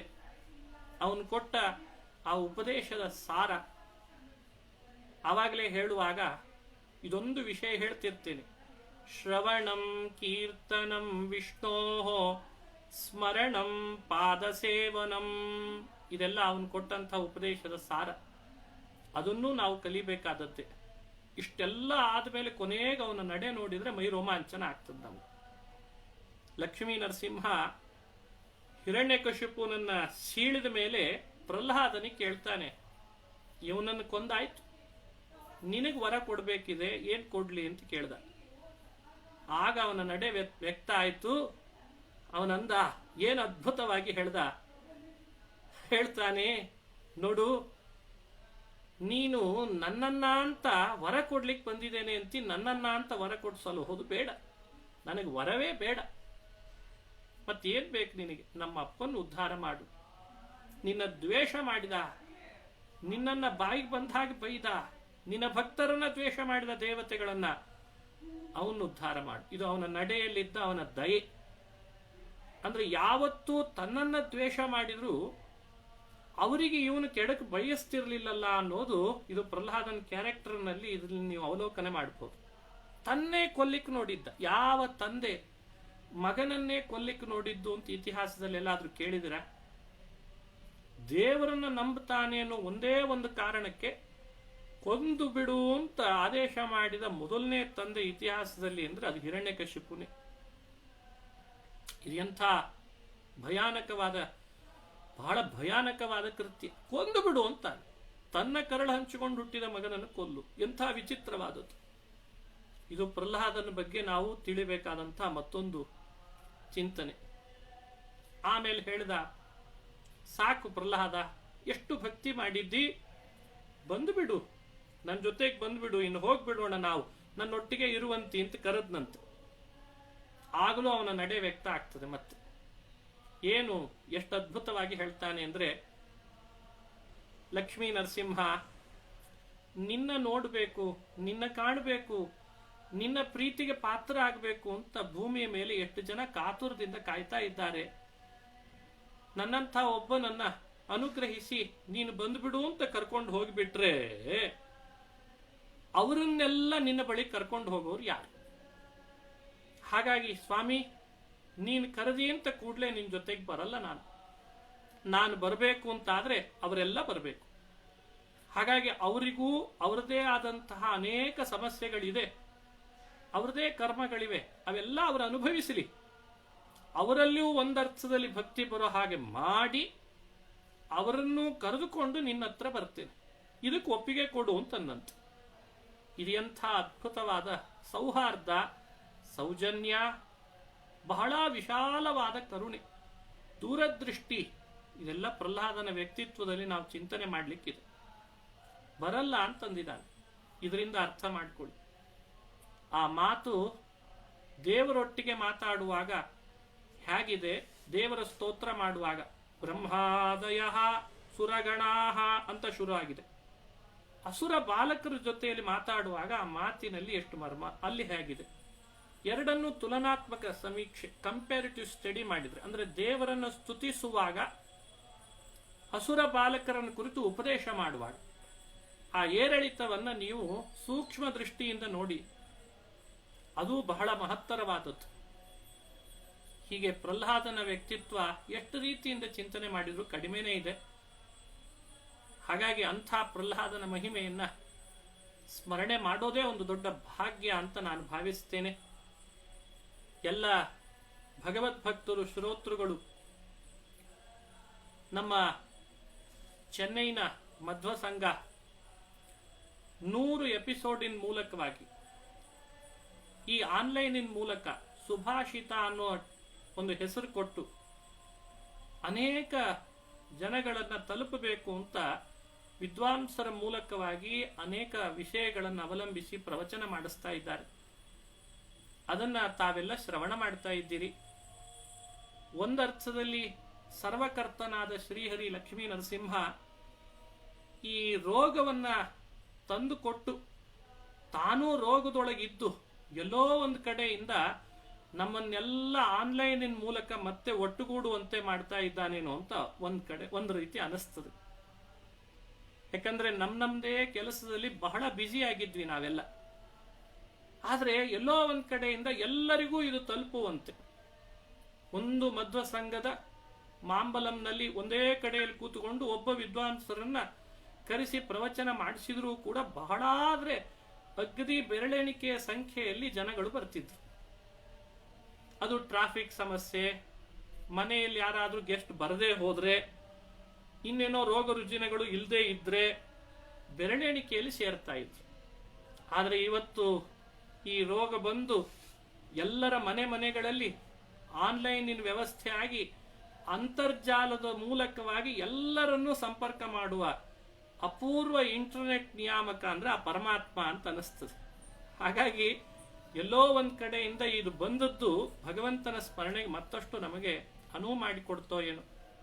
ಹಾಗಾಗಿ ಪ್ರಹ್ಲಾದ ಅನ್ನುವ ಕ್ಯಾರೆಕ್ಟರ್ ಅನ್ನ ಚಿಂತಿಸುವ ಆ ಅವಕಾಶ ನಮಗೆ ಮಾಂಬಲಂನ ಮಧ್ವ ಸಂಘದ ಸದಸ್ಯರು ನನಗೊಂದು ಅವಕಾಶ ಅಂದ್ರೆ ಅನೇಕ ವಿದ್ವಾಂಸರಿಗೆ ಕೊಟ್ಟಂತೆ ನನಗೊಂದು ಅವಕಾಶ ಮಾಡಿಕೊಟ್ರು. ಹಾಗಾಗಿ ಚೆನ್ನೈನ ಆ ಮಧ್ವ ಸಂಘದ ಎಲ್ಲ ಪದಾಧಿಕಾರಿಗಳನ್ನು ಪ್ರಹ್ಲಾದನಿಗೆ ವರದನಾದ ಲಕ್ಷ್ಮೀ ನರಸಿಂಹ ಅನುಗ್ರಹಿಸ್ಲಿ, ನನ್ನನ್ನೂ ಕೂಡ ಅನುಗ್ರಹಿಸ್ಲಿ ಅಂತ ದೇವರಲ್ಲಿ ನಾನು ಪ್ರಾರ್ಥನೆ ಮಾಡ್ತೇನೆ. ಈ ಒಂದು ಜ್ಞಾನ ಸತ್ರ ಇದಕ್ಕೆ ವಿಶೇಷವಾಗಿ ನರಸಿಂಹನವರು ಬಹಳ ದೊಡ್ಡ ಔದಾರ್ಯ, ದೇವರಲ್ಲಿ ಶ್ರದ್ಧೆ ಇಟ್ಟು ಅನೇಕ ವಿದ್ವಾಂಸರ ಮೂಲಕವಾಗಿ ಇಂಥ ಕಾರ್ಯಕ್ರಮದಲ್ಲಿ ಪ್ರಾಯೋಜಕತ್ವವನ್ನು ವಹಿಸ್ತಾ ಇದ್ದಾರೆ. ಆ ನರಸಿಂಹನವರಿಗೆ ಪ್ರಹ್ಲಾದ ವರದ ನರಸಿಂಹ ಮತ್ತಷ್ಟು ಅನುಗ್ರಹಿಸಲಿ ಅಂತ ನಾನು ದೇವರಲ್ಲಿ ಪ್ರಾರ್ಥನೆಯನ್ನು ಮಾಡ್ತೇನೆ. ಇನ್ನು ಶ್ರೋತೃಗಳಾಗಿ ನನ್ನ ಪ್ರವಚನ ಬೇರೆ ಬೇರೆ ಚಾನೆಲ್ಗಳ ಮೂಲಕವಾಗಿ ಬರ್ತಾ ಇರ್ತದೆ. ಅದು ಭಗವಂತ ಅನುಗ್ರಹಿಸಿದ್ದು, ಅದು ಪರಮಾತ್ಮ ಆ ರೀತಿ ಒಬ್ಬೊಬ್ಬರನ್ನು ಒಂದೊಂದು ರೀತಿಯಾಗಿ ಹುಟ್ಟಿಸಿರ್ತಾನೆ. ಎಲ್ಲವೂ ಸಂಪಿಗೆ ಹೂವಲ್ಲ, ಎಲ್ಲವೂ ಗುಲಾಬಿ ಅಲ್ಲ, ಎಲ್ಲವೂ ಕಮಲ ಅಲ್ಲ, ಎಲ್ಲವೂ ಮಲ್ಲಿಗೆ ಅಲ್ಲ. ಮಲ್ಲಿಗೆ ಮಲ್ಲಿಗೆನೆ, ಸಂಪಿಗೆ ಸಂಪಿಗೆನೆ, ಗುಲಾಬಿ ಗುಲಾಬಿನೇ.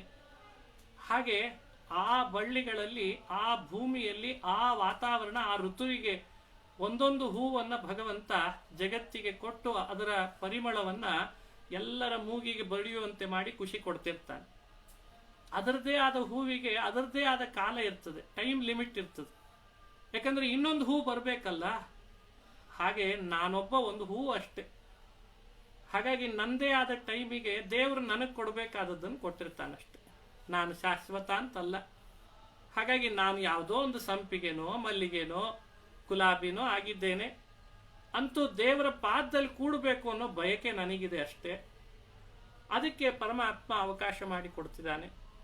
ಹಾಗಾಗಿ ಈ ಹರಿಕಥಾ ಶ್ರವಣಕ್ಕೆ ಭಾಗವಹಿಸಿದಂಥ ಶ್ರೋತೃಗಳು ಹಾಗೂ ನಾವೆಲ್ಲ ಆ ಭಗವಂತನ ಅಂತರ್ಜಾಲದಲ್ಲಿ ಕನೆಕ್ಟಿಂಗ್ ಪೀಪಲ್ಗಳಾಗಿದ್ದೇವೆ. ಹಾಗಾಗಿ ಇದೊಂದು ರೀತಿ ಅಂತರ್ಜಾಲದಲ್ಲಿ ದೇವರು ತನ್ನನ್ನು ಕನೆಕ್ಟ್ ಮಾಡಿಕೊಳ್ಳಿಕ್ಕೆ ನಮ್ಮನ್ನೆಲ್ಲ ಕನೆಕ್ಟ್ ಮಾಡಿಸಿದ್ದಾನೆ ಅಂತ ನಾನು ಭಾವಿಸ್ತೇನೆ. ತಮ್ಮೆಲ್ಲರಿಗೂ ಹಾಗೂ ನನಗೂ ಉತ್ತಮವಾದಂತಹ ಜ್ಞಾನ, ಭಕ್ತಿ, ವೈರಾಗ್ಯಗಳನ್ನು ಮತ್ತಷ್ಟು ಅಭಿವೃದ್ಧಿ ಮಾಡಲಿ. ಮೇಲಿಂದ ಮೇಲೆ ಇಂಥ ಕಾರ್ಯಕ್ರಮದಲ್ಲಿ ನನ್ನನ್ನು ಭಾಗವಹಿಸುವಂತೆ ಆಗಲಿ ಅಂತ ಹೇಳ್ತಾ ಇವತ್ತಿನ ನನ್ನ ಮಾತನ್ನ ಸಮಯಕ್ಕೆ ಅನುಗುಣವಾಗಿ ಮುಕ್ತಾಯ ಮಾಡ್ತೇನೆ. ಅಸ್ಮದ್ ಗುರುವಂತರ್ಗತ ತತ್ವಾಭಿಮಾನಿ ದೇವತಾ ಪ್ರೇರೇಪಕ ಹನುಮದ್ ಭೀಮ ಮಧ್ವಾಂತರ್ಗತ ರಾಮಕೃಷ್ಣ ವೇದವ್ಯಾಸಾತ್ಮಕ ಲಕ್ಷ್ಮೀ ಹಯಗ್ರೀವಾತ್ಮಕ ಬಿಂಬರೂಪಿ ಭಗವಂತನ ಪಾದಗಳಲ್ಲಿ ಅರ್ಪಿಸ್ತೇನೆ. ಶ್ರೀಕೃಷ್ಣ ಅರ್ಪಣಮಸ್ತು. ಹರಯೇ ನಮಃ, ಹರಯೇ ನಮಃ. ನಮಸ್ಕಾರ ಆಚಾರ್ಯ. ವಿಠಲ್. ಹರೇ ವಿಠಲ್. ನಮಸ್ಕಾರ ಆಚಾರ್ಯ. ಹರಿ ವಿಠಲ್. ಕೇಳುತ್ತೆ. ವಿಠಲ್. ಕೇಳಿಸುತ್ತೆ ಆಚಾರ್ಯ? ಕೇಳ್ತಾ ಇದೆ. ಎರಡು ಪ್ರಶ್ನೆ ಬಂದಿದೆ. ಹೇಳಿ. ಮೊದಲನೇದು, ಪ್ರಹ್ಲಾದನ ನುಡಿ ಮತ್ತು ನಡೆ ಹೇಗೆ ಪುನರ್ ಅವತಾರಕ್ಕೆ, ಅದು ವ್ಯಾಸರಾಜರ ರಾಘವೇಂದ್ರ ಅವತಾರಕ್ಕೆ ಬಂದಿತ್ತು ಅಂತ, ಏನದು, how did it help him to transform?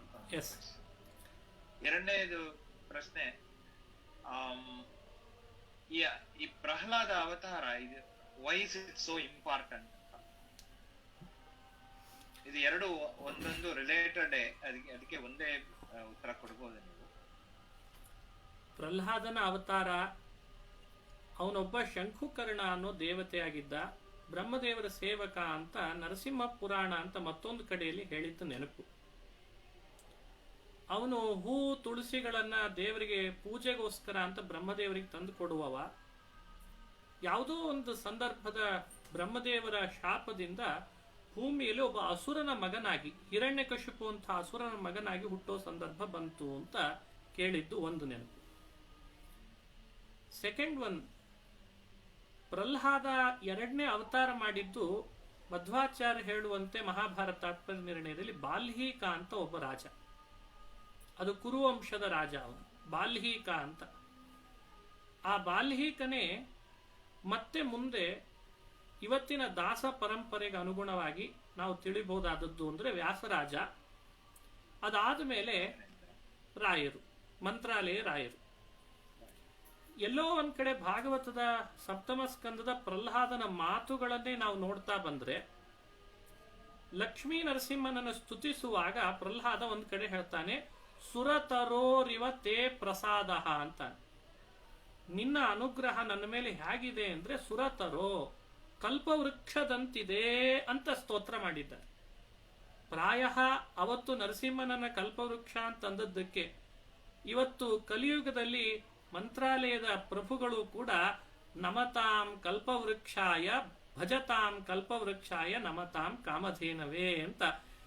ನಾನಷ್ಟೇ ಕಲ್ಪವೃಕ್ಷ ಅಲ್ಲ, ನನ್ನ ನಂಬಿದ ಭಕ್ತ ನೀನು ಇವತ್ತು ಕಲ್ಪವೃಕ್ಷನಾಗೋ ಅಂತ ಅನ್ಲಿಕ್ಕೆ ಇದು ಸಂಬಂಧ ಇದೆ ಅಂತ ಒಂದು. ಎರಡನೇದ್ದು, ಆ ಪ್ರಹ್ಲಾದನೇ ಅವತ್ತೇ ಹೇಳ್ದ, ನಾನು ಸ್ವಲ್ಪ ಹಿಂಟ್ಸ್ ಕೊಟ್ಟೆ, ನಾನು ಬರಲ್ಲ ಈಗ ನಿನ್ನ ಜೊತೆಯಲ್ಲಿ, ಇನ್ನೂ ಬಹಳ ಜನ ನಿನ್ನ ಬಳಿ ಬರಲಿಕ್ಕೆ ಅಂತಿದ್ದಾರೆ, ಅವರಿಗೆ ಮಾರ್ಗದರ್ಶಕರು ಯಾರಿಲ್ಲ. ಯಾಕಂದ್ರೆ ದೇವರನ್ನ ಕಂಡವರು ಕಾಣದೇ ಇದ್ದವ್ರ ಜೊತೆಯಲ್ಲಿ ಮಾತಾಡ್ಸಲ್ಲ. ಯಾರು ಮಾತಾಡ್ತಿರ್ತಾರೆ ಅವರು ಇನ್ನೂ ದೇವರನ್ನ ಕಂಡಿರಲ್ಲ. ಇದು ಸಮಸ್ಯೆ. ಹಾಗಾಗಿ ತುಂಬಾ ಜನ ಮಿಸ್ಗೈಡ್ ಮಾಡಿದ್ರೆ ನಿನ್ನ ಬಳಿ ಬರೋದು ಕಷ್ಟ ಆಗ್ತದೆ.